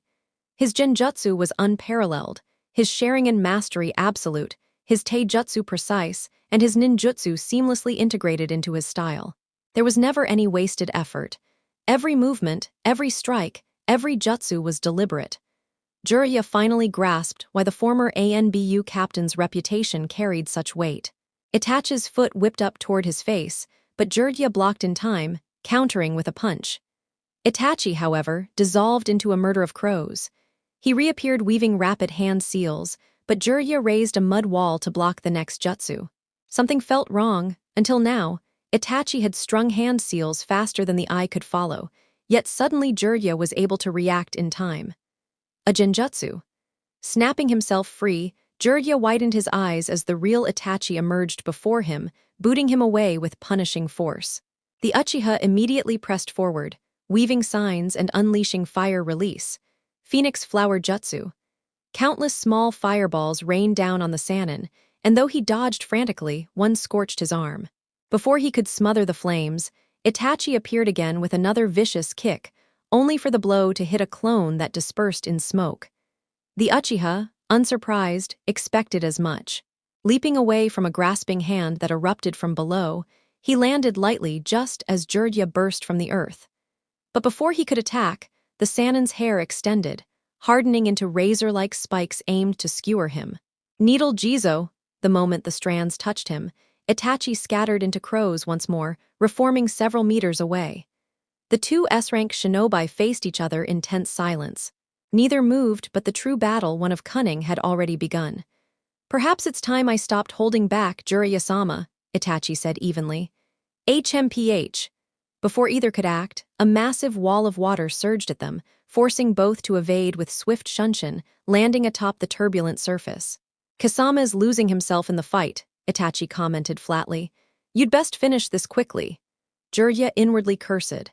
"And tell me," Itachi added, eyes narrowing, "do you truly think you can defeat me, Jiraiya-sama?" Sunagakure apparently, the One-Tail's host could fly, or rather, his sand could carry him aloft, which amounted to the same thing. Deidara grinned, remembering the last time he'd fought in the sky. After Iwa branded him a traitor, the Tsuchikage himself had pursued him. Though old, Onoki was formidable, wielding the devastating particle style. Their clash above the clouds had been blindingly fast, so intense that even elite Jonins struggled to follow. Deidara had relished the beauty of that fight, though he'd been forced to retreat once his clay ran dry. Disappointing, yes, but valuable. He had learned then that his art was visible, and preparation was everything. He hadn't expected to find another shinobi who could soar through the skies, but now the Kazekage and even the Seven Tails host proved otherwise. His thoughts were cut short by a massive wave of sand surging at him from Gaara. Steering his clay bird into a dive, Deidara dodged absent-mindedly, still musing on the boy he was meant to capture, and later kill. Skilled though the Kazekage was, Deidara considered him beneath his level. Gaara's arsenal, built entirely from sand, lacked versatility. He relied on capturing foes before crushing them, whereas Deidara's art carried explosive variety. Sand was slow, clay was swift and destructive. Normally, Deidara would dismiss an opponent like Gaara as wasted potential. But the boy was a cage, and the battle had only begun. He needed to stay alert. Looking up, he spotted an immense sand face looming ahead, jaws wide. He yanked his bird upward, narrowly dodging as the maw snapped shut. A follow-up torrent of sand lashed toward him, and he twisted aside. He'd heard stories of the Kazekage sand, and knew full well that being caught by it would mean certain death. He flung out his right hand, and the two clay birds burst into motion, darting toward the Kazekage from opposite angles. Instantly, walls of sand surged upward on either side, cutting off their path. Both birds detonated against the defense, smoke billowing around the shield. As the dust settled, the sand withdrew and circled ominously around its crimson-haired master. Deidara hovered across from him, noting that the young Kage wasn't much of a talker, so when he finally did speak, it caught him slightly off guard. "I've been warned about Akatsuki and your intentions, but as Kazekage, I cannot allow myself to be defeated." "Yeah, that's cool and all, but if you want to take me down, you'll need to try harder, HN," Deidara sneered, sending a small four-winged bird spiraling from his left palm. He might have hoped that this one would outpace the sand and finish the job, but when the Kazekage sand intercepted it cleanly, he wasn't particularly upset. The smoke from the blast conveniently hid the twin bird, which had emerged from his other hand seconds earlier. Once the Kazekage lowered his guard, that second bird would sweep in and explode. Sasori had overreacted when he suggested bringing extra clay. The second bird curved wide, trying to bypass the remaining sand. Deidara's eyes narrowed as another massive wave of sand slid across to intercept it as well. He muttered under his breath, realizing this fight wasn't going to be as simple as expected. With the Kazekige's cold eyes fixed on him, the sand surged upward once more, chasing Deidara through the skies. Meanwhile, Fu carried herself with pride, a kunoichi who had earned everything through effort. Unlike many girls her age, she hadn't grown up chasing boys or falling into shallow crushes. Even before Chomai was sealed inside her, she dreamed of becoming the strongest kunoichi Taki had ever produced. The moment she became a Jinchuriki, that ambition grew stronger. She wanted the strength to shield her allies, if she ever had any. The elders sold her the idea that she was Taki's protector. Even if the villagers didn't share that belief, they told her strength would be essential for survival. But seeing the Akatsuki fight up close convinced her otherwise. Alone, she had no chance against them. Yes, Hidden had been defeated by Naruto with ease, but she had no technique like the shadow clone to push an enemy into revealing their true power. Now she stood against Sasori of the Red Sand with 5 other Jonin. Even with numbers on their side, they were still being overwhelmed. Haruko, as Sasori liked to call his puppet armor, was the most nightmarish creation Fu had ever seen. Every inch of it radiated menace. Its scorpion-like tail, extending nearly 20 meters, could fend off devastating attacks and strike from impossible angles. At its tip rested a venom Sasori had personally crafted, fast-acting and cruel. One Jonin learned the hard way when he rushed in to sever the puppet. The tail lashed out, grazing his arm. "One down," Haruko said coldly as the tail reattached to its body. "My puppets are laced with poison of my own making. One touch is enough. 3 days before your body fails completely, assuming your village even has a cure." The shinobi scowled. "Then I'll make sure my last act is taking filth like you with me." "Pathetic," Haruko replied, jaws opening to spew a storm of senbon. Fu soared into the air, dodging desperately, though several nearly pierced her. A bald, middle-aged Jonin saved her at the last second, swinging a massive war fan and unleashing a gale that scattered the storm of needles. "Impressive," Haruko muttered without emotion. "But how long can you hold out?" The puppet unleashed another torrent, forcing the fan user to strain against the relentless onslaught. Seizing a chance, the poisoned shinobi appeared behind Haruko, grabbing its tail with both hands. He clung tightly even as spikes tore into him, refusing to release it. With its tail restrained, Fu dove at Haruko, aiming for where she guessed its heart might be. But once more, Haruko proved why he was S-rank. The puppet's left arm detached and launched like a rocket, transforming midair into a weapon that unleashed another barrage of senbon. They would have shredded Fu if not for the poisoned man flashing in front of her, the tail still lodged in his body. He absorbed the attack, collapsing to the ground with blood seeping everywhere. "Why would you do that?" Fu demanded, eyes wide. "I'm not even from your village." I know," he rasped, forcing a smile through the pain. "But we're still a team. We can't win without you." "That's what comradeship means, isn't it?" Fu trembled. "You didn't have to throw your life away for me." "I wanted to," he whispered, giving her one last weak grin. "What a fool," Haruko sneered, ceasing fire to glare at her. "He thinks his sacrifice means something, but in truth, your death is unavoidable." "Shut up," Fu roared as Chomai's cloak enveloped her, propelling her forward faster than ever. Haruko spat more senbon, but they bounced uselessly off her Biju's shroud. She slammed into its chest with full force. "Bug bite!" Her attack seemed small, but the piercing strike obliterated Haruko's puppet body. Breathing heavily, Fu lingered to see if it would move again. When it didn't, she and the Suna Jonin sighed in relief. She turned toward the dying man, who weakly lifted a thumbs up, and she managed a small smile. That was entertaining. Everyone froze as a red-haired boy appeared before them, clad in the Akatsuki's black cloak. "I didn't expect you to destroy Haruko. Then again, you are a Jinchuriki, so perhaps I shouldn't be surprised." Fu's stomach dropped. All this time they'd been fighting, and it hadn't even been the real Sasori. "Why so silent?" he smirked. "Did you really believe defeating me would be that simple?" He produced a scroll, summoning another puppet. The Jonin paled, one of them shaking violently. They recognized the figure instantly, a shinobi once hailed as the mightiest Kazekage in history, rival to legends like Anoki, Hanzo, and Hiruzen. The third Kazekage, now reduced to a puppet. "Why you monster?" one Jonin stammered, stepping back. "Finally, you understand," Sasori said coolly. "There is no winning here. Now then, shall we begin the real battle?" Adagakure, even with a hole in his chest slowly mending, Kasame's grin stretched ear to ear as he shed his Akatsuki cloak. First Hidden, now Kasame, Did every Akatsuki have insane regenerative powers on par with Jinchuriki? Now this is more like it, Kasame laughed, gripping Samehada as his other hand formed seals. Up close, you're too dangerous. Let's see how you handle this. Let's play, kid. Ninja art, hidden mist jutsu. The thick fog blanketed the field, and Naruto's instincts sharpened instantly. He'd seen Zabuza use this jutsu before. Used properly, it was terrifying. But thanks to Fukasaku's training, Sage Mode's sensory abilities gave him the edge. Without it, he'd be at a huge disadvantage. Water style. Water pistol jutsu. A concentrated blast of water ripped through the mist with frightening speed, strong enough to bore a hole through his skull. Naruto barely evaded it, relying on Sage-enhanced reflexes, speed, and wind chakra. Kasame appeared behind him, blade already swinging, but Naruto bent low, slipping under the strike with sharp reflexes. Before the swordsman could recover, a fierce roundhouse from Naruto smashed into him, turning the figure into a splash of water.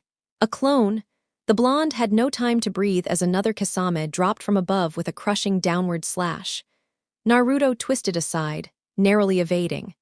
Before he could retaliate, a third Kasame came straight at him, catching Naruto's fist mid-swing while shaping a blade of water with the other, aiming directly for his stomach.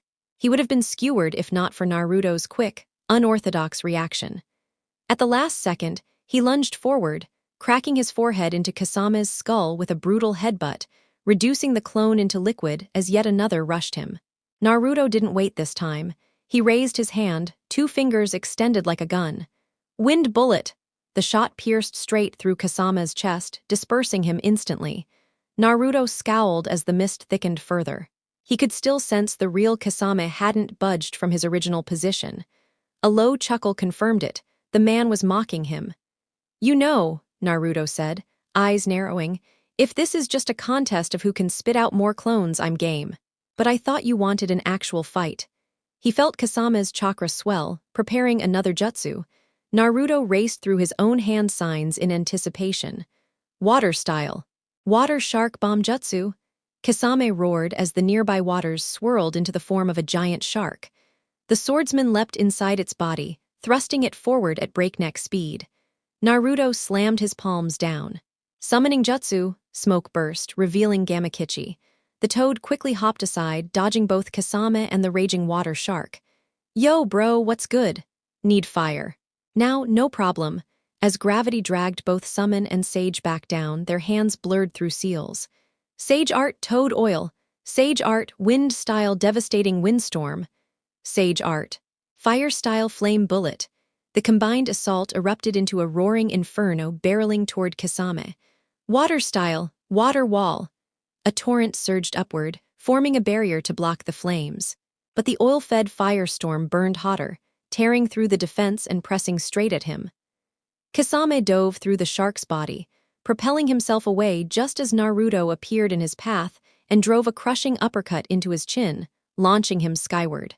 Naruto was already airborne, a Rasen Shuriken spinning to life in his hand as he closed in. But Kasame recovered with frightening speed, conjuring an even greater shark. Water style. Super Shark Bomb Jutsu. The massive construct hurled itself forward faster than expected. Naruto hurled his Rasen Shuriken straight into it. The shark tried to drain its chakra, but the sage-infused technique shredded it completely. Still, the destruction gave Kasame a heartbeat to vanish with a flicker. You know, Kasame said truthfully, reappearing at a distance, Itachi warned me about you, but I still didn't take you seriously enough. That ends now. He flung Samehada into the air and wove more signs. Water style, great exploding water colliding wave. An ocean burst from his mouth, drowning the battlefield in crushing waves that merged into a massive dome, swallowing both Naruto and Gamakichi inside. Naruto, I've got a bad feeling, Gamakichi muttered, paddling closer. Yeah, me too. Should have called Gamabunta, Naruto thought bitterly. The chief toad would have been better for this.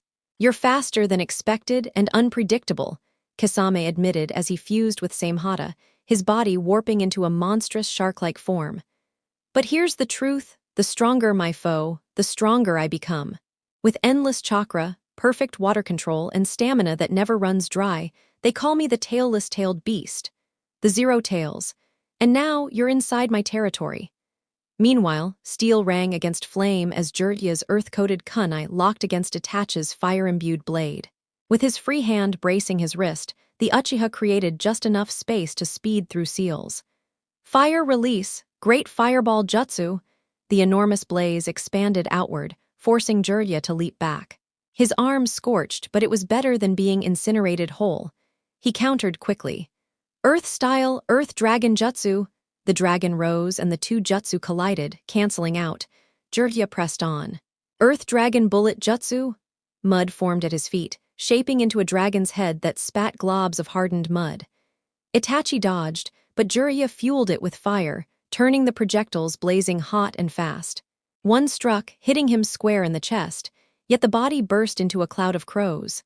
I'm really starting to hate birds, Jirya thought as he disrupted the genjutsu. Avoiding eye contact limited Itachi's illusions but didn't remove the danger. Jirya charged. Itachi slid a foot back, engaging him hand-to-hand. Strikes, feints, parries, and blocks flashed. Kunai and shuriken joined the flurry. Jirya dodged most, but a sudden knee to the chest sent him flying back. He flipped, blocking a follow-up kick, twisting it into a grab and slamming a fist into Itachi's gut, hurling him into the lake. As Itachi surfaced, Jirya's kick met his face, caught midair by Itachi's grip. His strength crushed down. With one hand sign, his chest swelled, then flames exploded at point blank. But Jirya only dispersed in smoke. The Sannin proved why his name carried weight. He wasn't in his prime, but few alive could rival him. Itachi's Jujutsu and skill gave him an edge, yet Jirya kept pace. Where? Left, right, below. Itachi's eyes darted. Behind you! Jirya shouted, Rasengan spinning. He drove it into Itachi's back, but the figure turned into a log, bursting into splinters under the force. The Uchiha reappeared as Jirya prepped more seals. Itachi mirrored him, both finishing on the same sign. Fire style, great fireball jutsu! Twin torrents of flame roared, colliding violently. Itachi's surged larger with added chakra, but he had fallen into Jirya's setup. Another Jirya burst from underground, hair stiffening like needles. Ninja art, needle jizo! Hardened strands launched like a hailstorm, tearing through the fading fireball. Itachi's Sharingan tracked every needle in slow motion. He dodged, but not all. Several slammed into the ground, and two found purchase in his arm and shoulder. Blood dripped as he yanked them free without flinching. Itachi let out a faint cough, unnoticed by his rival. I must admit, your reputation as a Sannin is not exaggerated, he remarked calmly, letting the senbon slip from his fingers with a dull clink against the ground. Their deadly clash came to a pause as both men caught sight of a massive sphere of water forming around where Kasame and Naruto were fighting. Jirya's brows furrowed. He didn't recognize the technique, but unease churned within him as he worried over Naruto's survival. His concern deepened when Itachi spoke again. That dome is one of Kasame's most lethal techniques. If Naruto-kun ends up trapped inside, he won't stand a chance. His voice was matter-of-fact, cold. Jirya's expression hardened. Then I'll just have to step in, he muttered, quickly weaving a string of hand signs he knew all too well. Summoning jutsu! Twin clouds of smoke erupted, though too small to house any of the giant toads. When it cleared, two small figures appeared perched on each of Jirya's shoulders. On the right sat a green-skinned toad with thick white brows, a pointed goatee, and spiky white hair arranged like a mohawk, cloaked in a brown high-collared cape. On the left perched a lighter green toad with a purple head resembling a hairnet with rollers beneath, purple markings around her mouth, and a matching cape. Itachi's eyes narrowed with intrigue. Jirya boy, what's the meaning of this? Croaked the female toad sharply, clearly displeased. She brandished a wooden spoon. I was in the middle of cooking dinner. Quiet down, Shima. Look around you, came a raspy male voice from Jirya's right shoulder. You chose well to summon us. The enemy before us is no ordinary foe. Jirya dipped his head respectfully at Fukasaku's words. My apologies, Pa, Jirya replied firmly. I had no choice. Naruto's life may be in danger. We need to end this quickly. I see, Fukasaku muttered, his gaze sharpening on the Uchiha. All right then, Jirya boy, you know the drill. Let's begin. Both elder toads closed their eyes, clasping their hands together in preparation. This was one of Jirya's least favored techniques. Unfinished. and to his dismay, it distorted his appearance. A technique Naruto and Minato had always managed to perfect. His Sage Mode. With Shima and Fukasaku channeling nature's energy and fusing with him, Jiraiya could access the immense chakra of Senjutsu. He kept a sharp eye on Itachi, knowing he needed to stall long enough for the fusion to complete. Itachi, however, had no intention of waiting for Jiraiya's trump card to activate. His fingers blurred through seals before he exhaled. Fire style, Phoenix Flower Jutsu. Flaming projectiles streaked forward. If they struck, not only Jiraiya but the Elder Toads would suffer, rendering their efforts wasted. Jiraiya's hands moved quickly in response. Sealing art.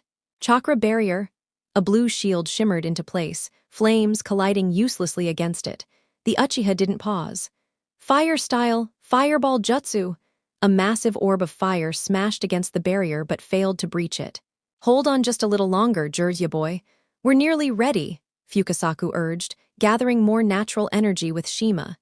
Itachi frowned. If Sage Mode activated, the battle would shift drastically.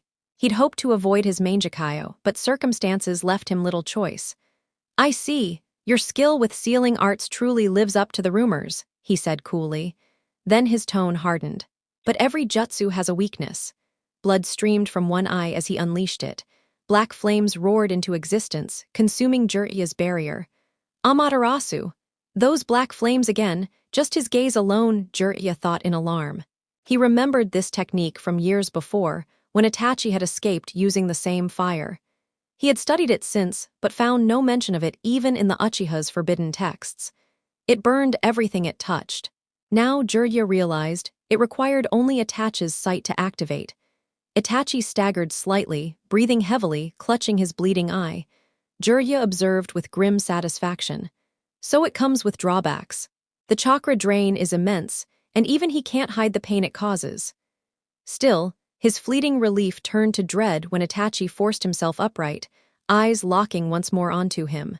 Only a desperate body flicker spared Jiraiya as the ground beneath him ignited with black fire, devouring even the remnants of the earlier flames.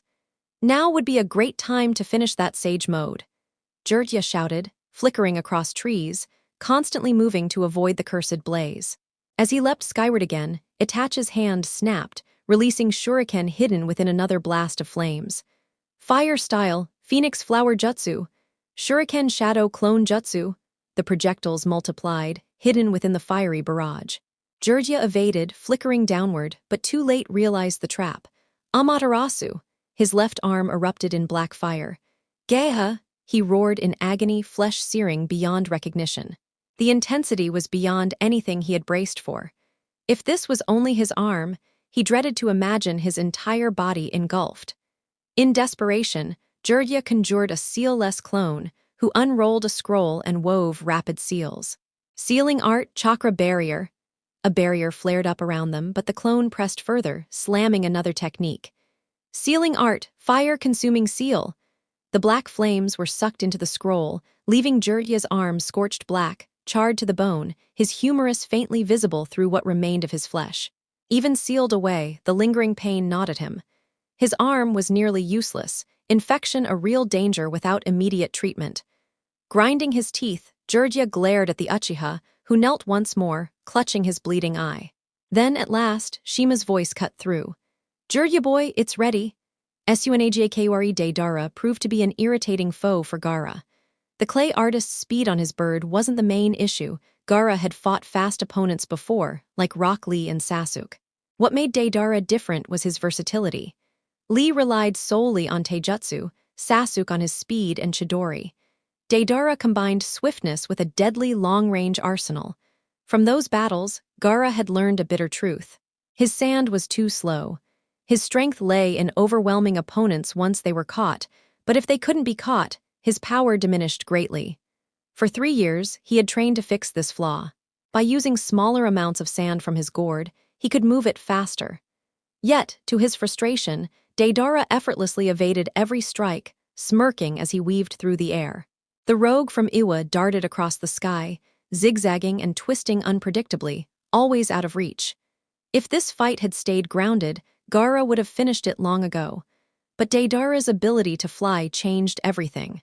Then I'll need another tactic, Gaara had also learned from his clash with Naruto. Relying on Shukaku gave him more power, but at the cost of control and clarity. Losing to Naruto had shown him the price wasn't worth it. Since then, he had abandoned using the full form of the beast, choosing instead to master its techniques through his own strength. Gaara's hands flashed through seals, his chakra-laced sand shifting into a monstrous Shukaku-shaped head. It inhaled sharply, creating a shrill, piercing whistle as dense air spun within its mouth. With a burst, he roared, wind-style, spiraling air shot. Deidara spotted the attack and tilted his clay bird sharply, narrowly avoiding the compressed gale as it rocketed by. Not bad. Guess he's got more tricks with that sand than I gave him credit for. The assault wasn't done. Gaara funneled more chakra into his creation, the Shukaku's maw swelling with another sphere of turbulent air. He released them one after another, only pausing long enough between volleys to condense the next blast. Deidara's sharp eye caught the sheer destructive force in each projectile. Whatever those blasts touched wouldn't remain standing, it would be obliterated outright. Making a snap call, Deidara urged his bird forward, weaving through the storm of sand and wind. He shot straight toward the Kazekage at blinding speed, far faster than most elite shinobi could keep up with. To any other opponent, the maneuver would have been terrifying. But Gaara was not any other. His sand surged up, shaping into a thick half-dome that shielded him just as Deidara leapt from his mount. The clay bird crashed into the barrier, detonating with a thunderous blast that swallowed Gaara in fire and smoke. For a moment, Deidara almost doubted if the Jinchuriki survived. But when the sand crumbled away, it revealed nothing but a sand clone. The real Gaara's voice echoed behind him, "I've got you now." Deidara spun, landing on a newly formed clay bird as Gaara emerged, towering rivers of sand spiraling upward around him like inverted waterfalls. The sheer volume was staggering. When the hell did he gather all this? "You live up to your title, Kazekage," Deidara smirked. "I'd expect no less. Chen." Gaara stood on a rising sand platform, chakra pulsing through his seals. With a thunderous clap, he commanded, "This is why I am feared as Sabaku no Gaara, Gaara of the sand. Quicksand waterfall flow." The desert itself seemed to surge forward, a tsunami of sand crashing toward Deidara. Escape was impossible. Even at top speed, the wall was relentless. In seconds, he was engulfed, swallowed whole by the suffocating tide. Gaara slammed both palms into the ground, sending a shockwave through the battlefield. Sand waterfall imperial burial? The dunes quaked under the force. For all intents, it should have ended there. But Gaara frowned. He couldn't sense a body. His eyes widened when, far away, Deidara's head emerged from beneath the sand. Perched on a clay crane, he rose with a feral grin. "You're not the only one who can make doubles, yeah," the bomber sneered, flashing a seal. "And right now you're standing on my mines." Katsu, a chain of violent explosions erupted beneath Gaara's feet, billowing smoke and sand into the air. When it cleared, Gaara stood cocooned inside a sphere of hardened sand. His defense had held. But instead of frustration, Deidara only grinned wider. "Solid defense, yeah, but you slipped up." With a quick sign, tiny clay creatures wriggled out from inside Gaara's sand dome. He had no time to react before they exploded point-blank. The blast tore through the desert. When the haze lifted, Gaara emerged, snarling. One half of his face and arm had taken Shukaku's form, twisted by rage and pain. His fury spiked further as he caught sight of Sasori mercilessly cutting down Sunagakure shinobi with what could only be the puppet of a former Kazekage. Gaara lunged to assist, forcing Deidara to chase him, roles reversed in their deadly pursuit. Meanwhile, Sasori wasted no time, his Kazekage puppet soaring forward, wooden joints creaking menacingly. Asuna Jonin hurled a tagged kunai, but the puppet slid aside with uncanny agility. Its arms split open, seals glowing as countless mechanical hands shot outward. Fu, backed by Chomai's chakra, dashed with blinding speed, weaving past the storm of extending limbs. The remaining shinobi scrambled desperately, evading the onslaught. The battle grew bloodier as the puppet detached its forearms, firing torrents of poisoned senbon. Fu took flight with Chomai's wings, avoiding the barrage entirely. But her comrades weren't so fortunate.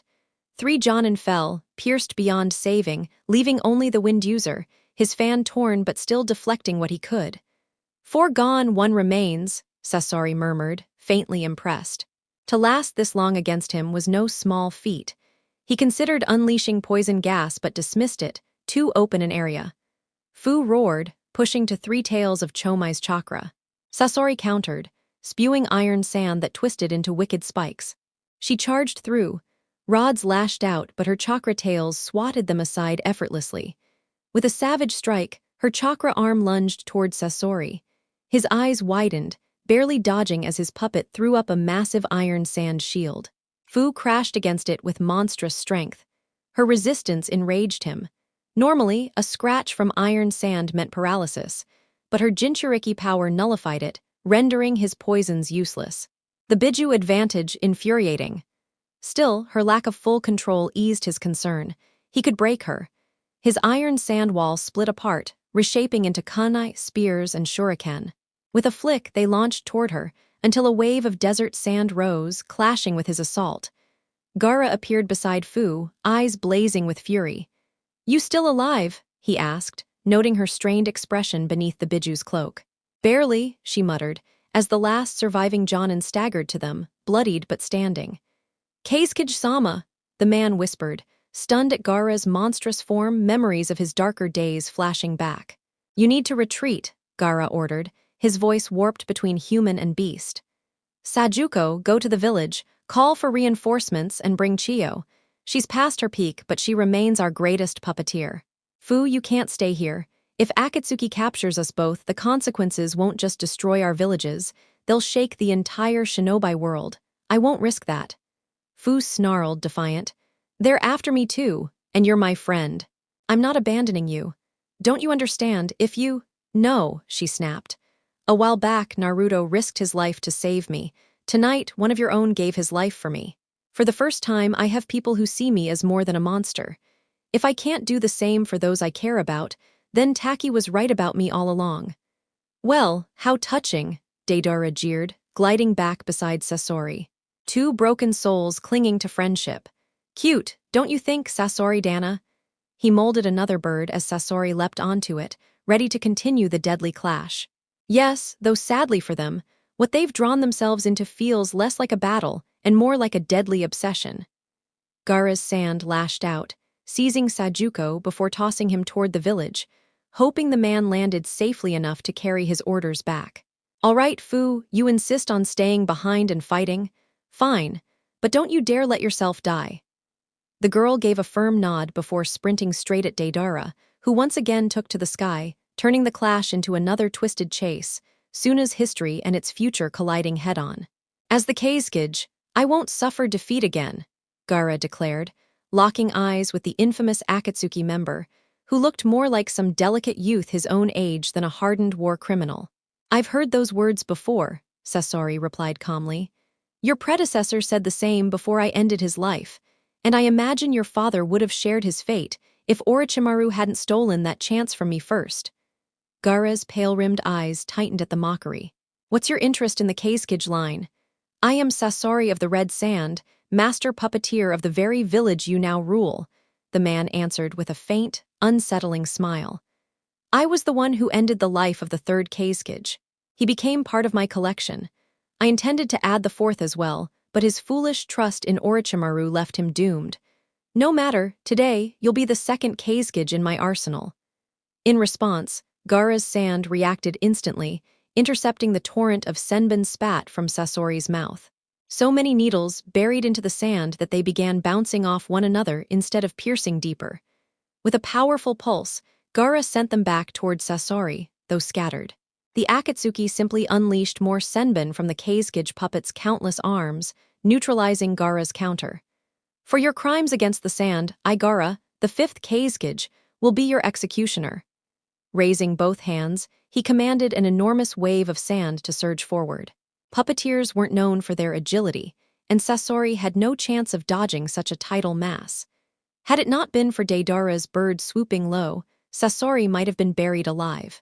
As much as Sasori mocked Deidara's blasphemous idea of art, he had to admit, the bomber's creations had their uses. The rolling sand condensed into a giant hand that closed around Sasori, only for Deidara's creation to whisk him away once again.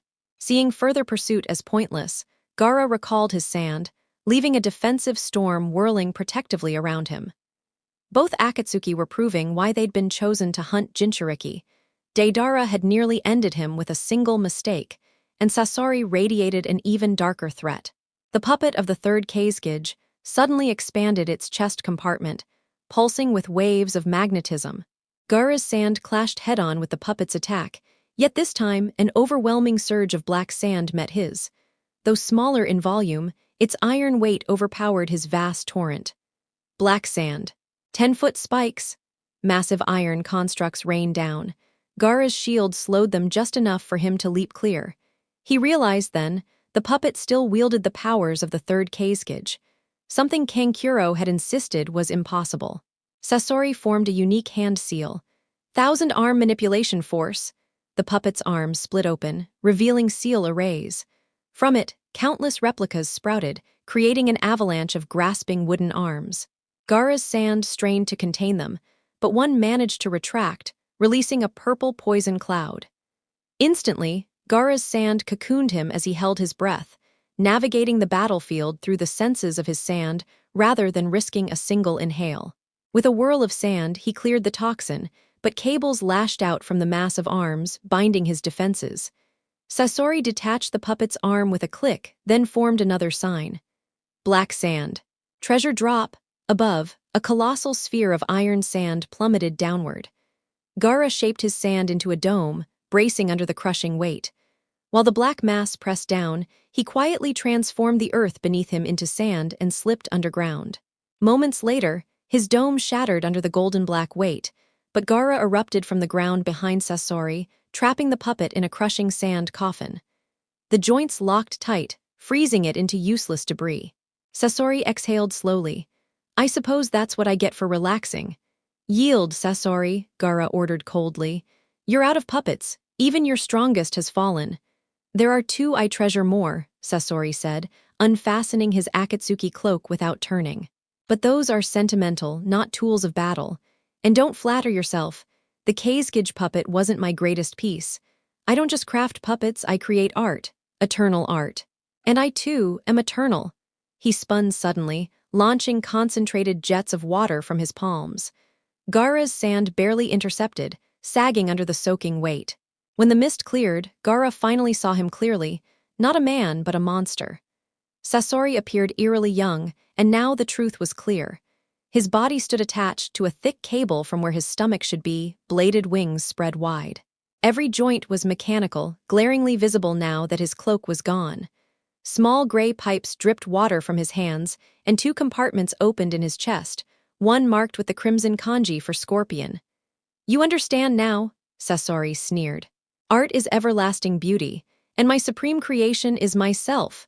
Otagak earth release, swamp of the underworld. The shout echoed across the clearing, and the ground beneath Itachi dissolved into a sucking mire.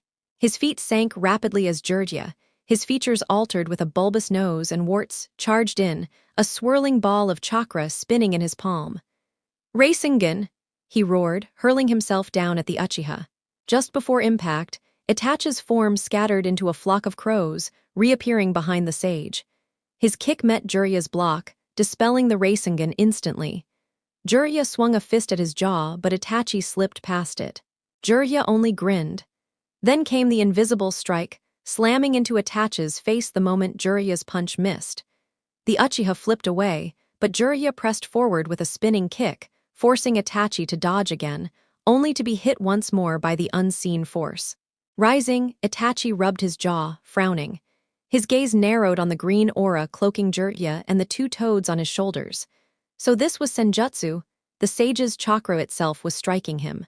It hadn't been Jirya's fist at all. It was the natural energy around him, just like with Naruto earlier. The revelation shifted the battlefield. Itachi had hoped to end this skirmish swiftly, but Jirya was proving far more troublesome than expected. From the start, the sage had avoided direct eye contact, eliminating any chance of Tsukuyomi. He unleashed Amaterasu several times, but not only did it drain a ridiculous amount of his chakra, Jirya proved once again that true skill and veteran cunning could cancel out natural genius and sheer menace.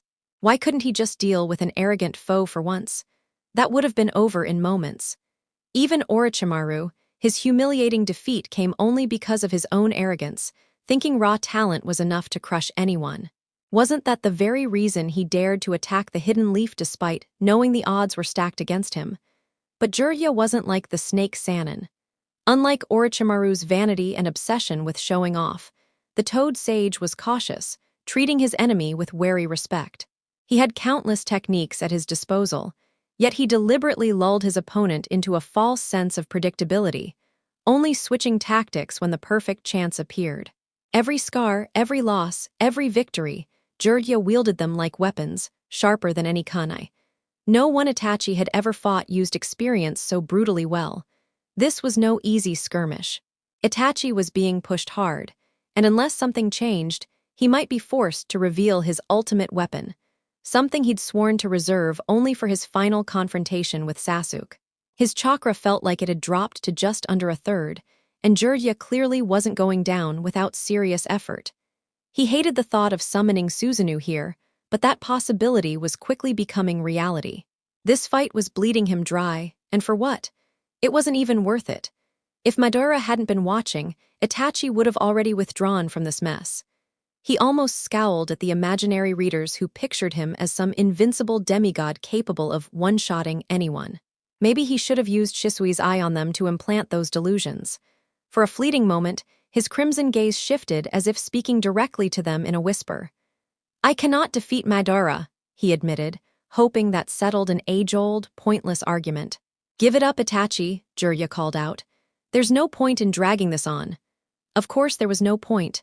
There was never any point. He wanted to roar that truth, but instead his calm, lifeless voice betrayed nothing, frustrating Jiraiya further.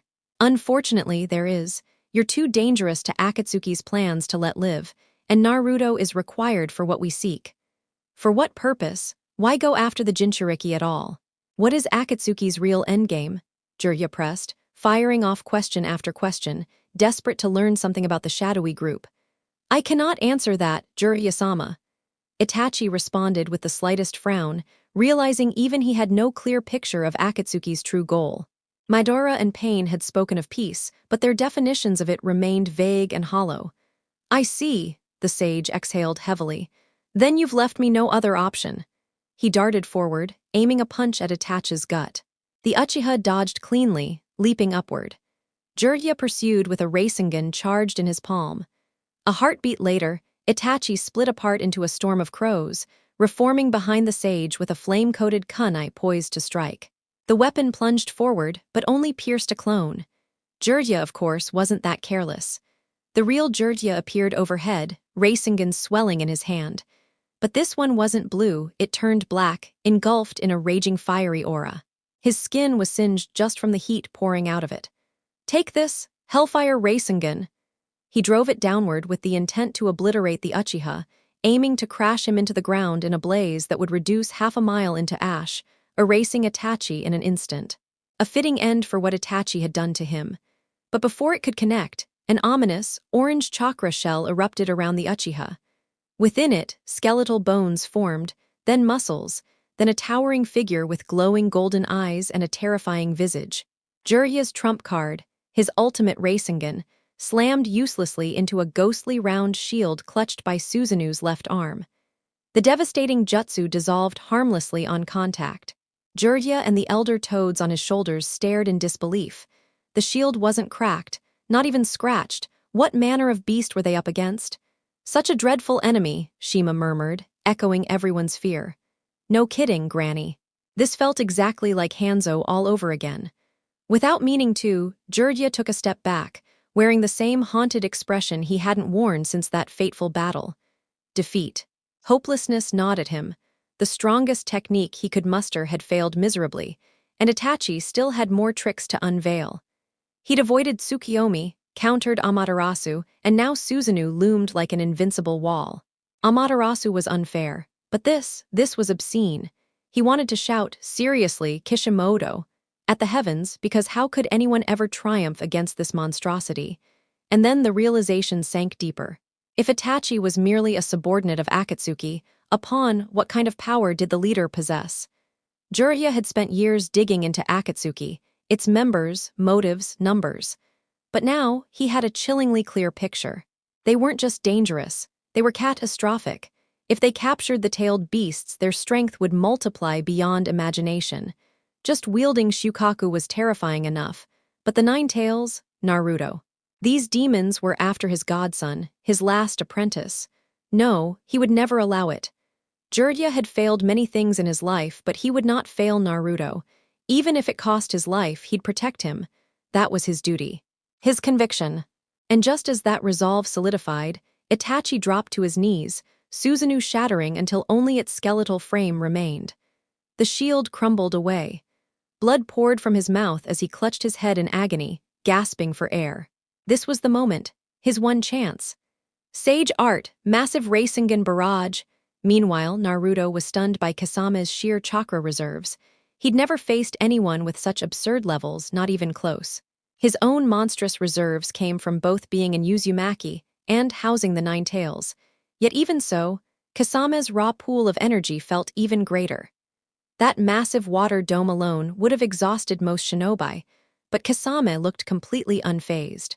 Naruto's eyes flicked to Gamakichi, who waited at a safer distance. "Let's get this started," Kasame growled, biting his thumb before weaving signs. Summoning jutsu! A massive shark appeared, lunging at Gamakichi. The toad quickly drew his blade, ready to defend. Naruto swam to assist, but Kasame cut him off, moving through the water faster than any human possibly could. Then again, Kasame was no ordinary human. Thankfully, Sage Training had boosted Naruto's speed, even underwater. He darted the opposite way, dodging at the last instant when Kasame nearly rammed through him. He spared a glance at Gamakichi, relieved to see the toad fending off the shark with his ninjato. The summon was bleeding but holding on.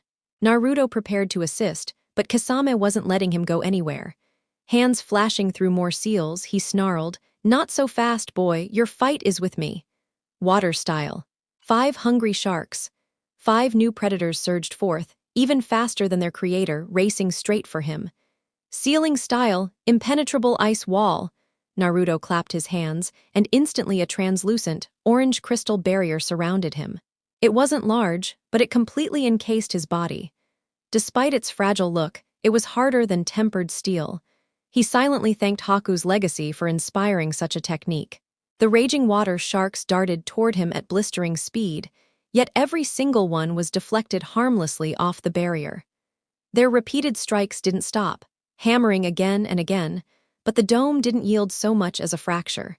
No matter how many slammed into it, they couldn't get through. "Itachi-san was right," Kasame muttered, forming a single-hand seal to call off the assault. "You've gotten frighteningly strong. Few can last this long against me inside this technique." But his shark-like gaze turned toward Gamakichi, who was locked in combat with Kasame's beastly summon, his lips curling into a predator's grin. "Your little toad companion won't share your luck," he declared before surging with his 5 sharks straight at the struggling amphibian. "Damn it!" Naruto quickly dropped the barrier and shot off to aid his ally, only to realize too late that he had played directly into Kasame's setup. The rogue ninja abruptly twisted back around, charging after him instead. Shadow Clone Jutsu! Dozens of clones filled the water in an instant, but Kasame effortlessly countered by spawning his own water copies, nullifying Naruto's strategy. As the clones dispersed in smoke, the pack of sharks lunged once more. Sage Mode kept Naruto alive. He crushed the first with a devastating punch, slammed a Rasengan into the second's gaping maw, and spun awkwardly in the water dome to kick away the third. A swift sequence of seals and a pair of wind bullets pierced the skulls of the last 2. But Kasame had used the distraction wisely. He bulldozed straight into Naruto with terrifying force. Even with enhanced senses and reflexes, the blonde barely reacted before being knocked back. Again and again, Kasame plowed into him, blows targeting his chest and head, drawing blood each time. Worse, Naruto could feel his chakra draining with every hit. "How pathetic, so this is the strength of the so-called sage," came the mocking growl of the Kyuubi inside him. "Shut it," Naruto snarled mentally, gritting his teeth. "I could lend you my chakra. Let's remind him how dangerous we are," the fox taunted. "I said shut up," Naruto roared internally, channeling his fury into a crushing uppercut that hurled Kasame backward, rattling the Sharkman hard enough to disorient him. Glancing over, Naruto saw Gamakichi finally overwhelm the summoned shark with boiling oil. That sparked a realization, an obvious move he had overlooked. Flying through seals, Naruto unleashed his next move before Kasame could recover. Wind release, freezing gust. Sage art, boiling oil. His chakra whipped the water into freezing cold currents, turning it to ice, and Gamakichi spewed searing oil that clung thickly to everything it touched, burning even Naruto himself. He ignored the sting, exchanging a quick nod with his summon. Perched atop Gamakichi, Naruto mirrored the toad's hand signs as Kasame, coated in oil, charged once again. Fire style. Toad flame bullet. Reverse summoning. As Gamakichi unleashed a colossal fireball, Naruto teleported both of them back to Mount Mayaboku, abandoning Kasame to the devastating inferno mixing with ice and boiling oil. Gaia! Kasame's scream tore through the air. Fire, the element he despised most, had betrayed him again, searing his body.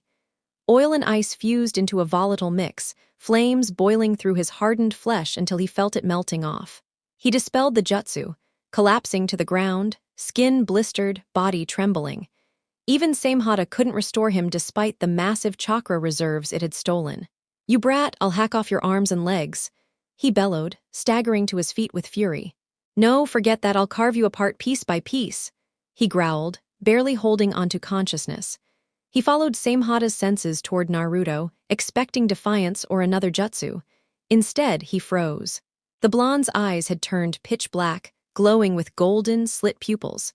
One of them began rotating, faster and faster, until it rivaled the whirling tom of the Sharingan. Then the darkness melted away. 4 gigantic toads appeared around him, clad in what would have been laughable costumes in any other moment. Each held a flute or drum. In front stood 2 ancient toads, male and female, clearing their throats before breaking into shrill notes that tore Kasame's ears. The 4 behind them played in discord, producing an eerie, unbearable song, the toad confrontation chant infused with chakra. Kasame clutched his head, blood leaking from his ears. Genjutsu it had to be, but how? Jinchuriki weren't supposed to control chakra finely enough to use illusions. Everyone knew tailed beasts disrupted such precision. Desperate, Kasame forced his chakra flow to a crawl before flaring it outward violently. Yet when he opened his eyes, the toads were still there. How the hell is this possible?" he shouted in disbelief.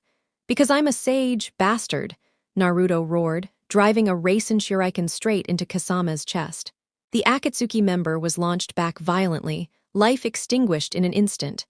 Minutes later, Naruto let out a long breath, sensing no trace of Kasame's chakra. The fight was finally over. "Pretty wild, huh, Naruto?" Gamakichi grinned, clearly impressed. It was his first time seeing the Toad confrontation chant in action, and it lived up to the legends. "Yeah. Thanks for the backup, Gamakichi," Naruto said with a thumbs up. "Anytime, but my time's up, see ya." With a puff of smoke, the Toad vanished. "Right." Naruto dropped to the ground, catching his breath, reflecting on the brutal battle. But a surge of chakra in the distance reminded him of the bigger war raging on. He felt 2 more enormous presences near the 3 tails. Whoever they weren't allies. His concern deepened when he sensed Jiraiya battling Itachi, Jiraiya, Fukasaku, and Shima all in sage mode. That never meant anything good. He rose, channeling chakra for a long-range wind shunshin. Forming a Rasengan, he added earth nature until it gleamed copper, expanding to twice its usual size, resembling a dense stone sphere more than a chakra ball. Satisfied, Naruto launched forward with his enhanced shunshin, aiming to finish things before more enemies could interfere. Meanwhile, with Itachi and Jiraiya, Itachi found himself irritated. This was far from the plan. He only intended to showcase Akatsuki's might, then withdraw. Yet somehow, he was locked in a full-on clash with the Sannin, who was proving why his title was so well-earned. The Yada mirror blocked every high-powered strike, but Jiraiya refused to relent. He tried new tactics, new angles, but none pierced the barrier. Itachi had even attempted Amaterasu again, yet Jiraiya's constant movement kept it useless. Tsukiyomi was impossible too. Jiraiya hadn't looked him in the eye once. The Totsuka blade was off the table as well. He hadn't come here to kill. Still, at this rate, he might be forced to. Big Ball Hellfire Rasengan. Jirya launched another blazing orb, only for it to smash uselessly against the shield. What the hell is with that mirror? The Sannin roared in frustration. For once, Itachi gave a faint smile. This is my ultimate defense, the Yata mirror. No technique can break through it. With this, the Uchiha once more collapsed to the ground, coughing blood as his chakra reserves nearly ran dry, and every inch of his body throbbed with pain. His Susanoo had almost completely unraveled. Its skeletal frame was all that remained, with the Yata mirror already gone. Struggling, he tried to rise on trembling legs, but then, race and drill! Naruto suddenly descended from above, hurling a swirling copper-black Rasengan that tore straight through the weakened Susanoo, reducing its skeletal armor to fragments. Before the attack could pierce Itachi's chest, however, a masked figure materialized and warped him away into a spiraling vortex, phasing into intangibility in the process. Naruto's eyes widened in disbelief as his technique slipped through the mysterious man, smashing into the ground below and leaving behind the largest crater any jutsu had ever produced. Though compact and lacking flair, the Rasen drill rivaled the Rasen Shuriken in devastation. Whereas the Rasen Shuriken shredded cells and attacked the chakra network, the Rasen drill drilled relentlessly, tearing straight through its target. Its sheer force was equal to several wrecking balls combined, annihilating anything before it. The masked man gave a low whistle, impressed by the carnage Naruto's technique had wrought. He turned intangible once again as Jirya lunged in with a massive Rasengan, only for it to harmlessly pass through him. My, you've grown into quite the powerhouse, Naruto-kun. Remarkable, he said in a mocking, almost playful tone. A plant-like creature emerged from the soil, appearing at the masked man's side. Naruto glared, eyes narrowed, suspicion clear in his gaze. Even the Kyuubi inside him was snarling furiously at the stranger's presence. "Who are you?" Naruto demanded, refusing to lower his guard. "Me. Nobody of note, just someone watching over my allies, that's all," the man answered casually, his words oddly reminiscent of Naruto's earliest days as a genin. "You're Akatsuki," Jirya interjected sharply. "What is it you seek with the tailed beasts? What's your true objective?" "Our goal, let's just say we're after peace." "Peace?" Naruto almost laughed at the absurdity. "Are you insane? How can peace possibly come from hunting down Jinchuriki?" "The eternal kind." The masked man's voice shifted suddenly, deep and commanding, carrying the weight of authority that demanded acknowledgement. Naruto couldn't ignore the reaction of the Kyuubi. Its chakra churned violently, the seal heating against his stomach as if it barely contained the beast's hatred. "Have you retrieved Kasama's remains?" the masked man asked, turning to the plant-like creature. "Yes," it answered in a dual-toned voice. Naruto really tore him apart, hardly recognizable. "I see," the masked man murmured as another vortex opened, drawing him in. The plant creature sank back into the ground. "We'll meet again, Naruto Uzumaki. Oh, and do greet my old friend the Kyuubi for me." And just like that, both vanished, reappearing briefly near the Three Tails before disappearing once more. Jirya frowned deeply at the unsettling encounter, his mind heavy with questions about the number of formidable shinobi left in Akatsuki. His concern only grew when a familiar voice echoed in his mind, Itachi's. Though Itachi was no longer present, the clarity of the message was undeniable. "Trouble comes from where the land weeps," Suna. Meanwhile, hiding in scale powder. A blinding cloud burst from Fu's mouth, obscuring her opponent's sight. With her target distracted, the Seven Tails Jinchuriki lashed out using her chakra arms, attempting to crush the mad bomber's head, only for him to explode violently. "A clone," Fu hissed, accelerating rapidly to escape the incoming blast from above. She narrowly avoided the detonation, growling as she caught sight of Deidara smirking at her. Just as she prepared to pursue, Deidara unleashed a swarm of miniature C-1 bombs raining down toward her. Anyone else would have been obliterated, but Fu had the advantage of speed and agility thanks to Chomai's wings. She darted through the air, dodging explosively animated clay. Still, she knew evasion wouldn't save her for long. Gritting her teeth, she drew deeper on her tailed beast's chakra, wincing in agony as Chomai's power surged through her. The bombs surrounded and detonated, but as smoke filled the sky, Deidara's giant clay eagle swooped in. Yet when the haze lifted, Fu emerged encased in glowing blue armor, beetle-like and protective.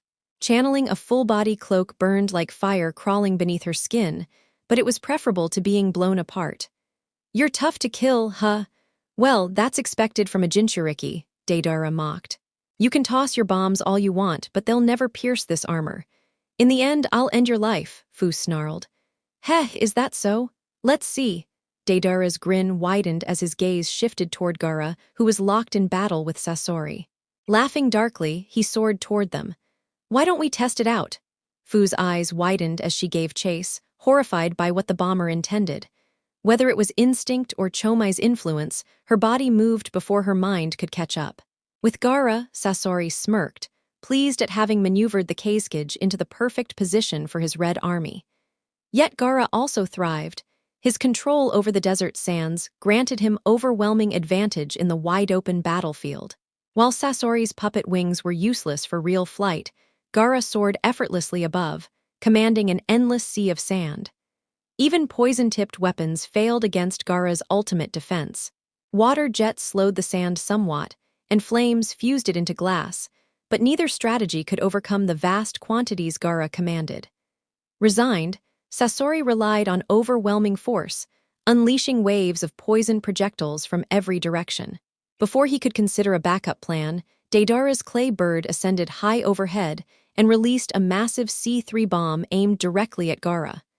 Just as it was about to hit, Fu appeared above him, her chakra armor shielding him. Boom! The explosion rocked the desert, the sound echoing across Suna. When the dust cleared, Gaara's heart clenched at the sight. Deidara's bird held Fu in its mouth, her body bloodied and unconscious. "You bastards!" Rage consumed him, Biju chakra rising in torrents as the sands answered his fury. "I'll kill you all," Deidara smirked, dropping another massive C3 bomb. Boom! The detonation sent shockwaves, yet Gaara remained, half-transformed and shielded by walls of sand.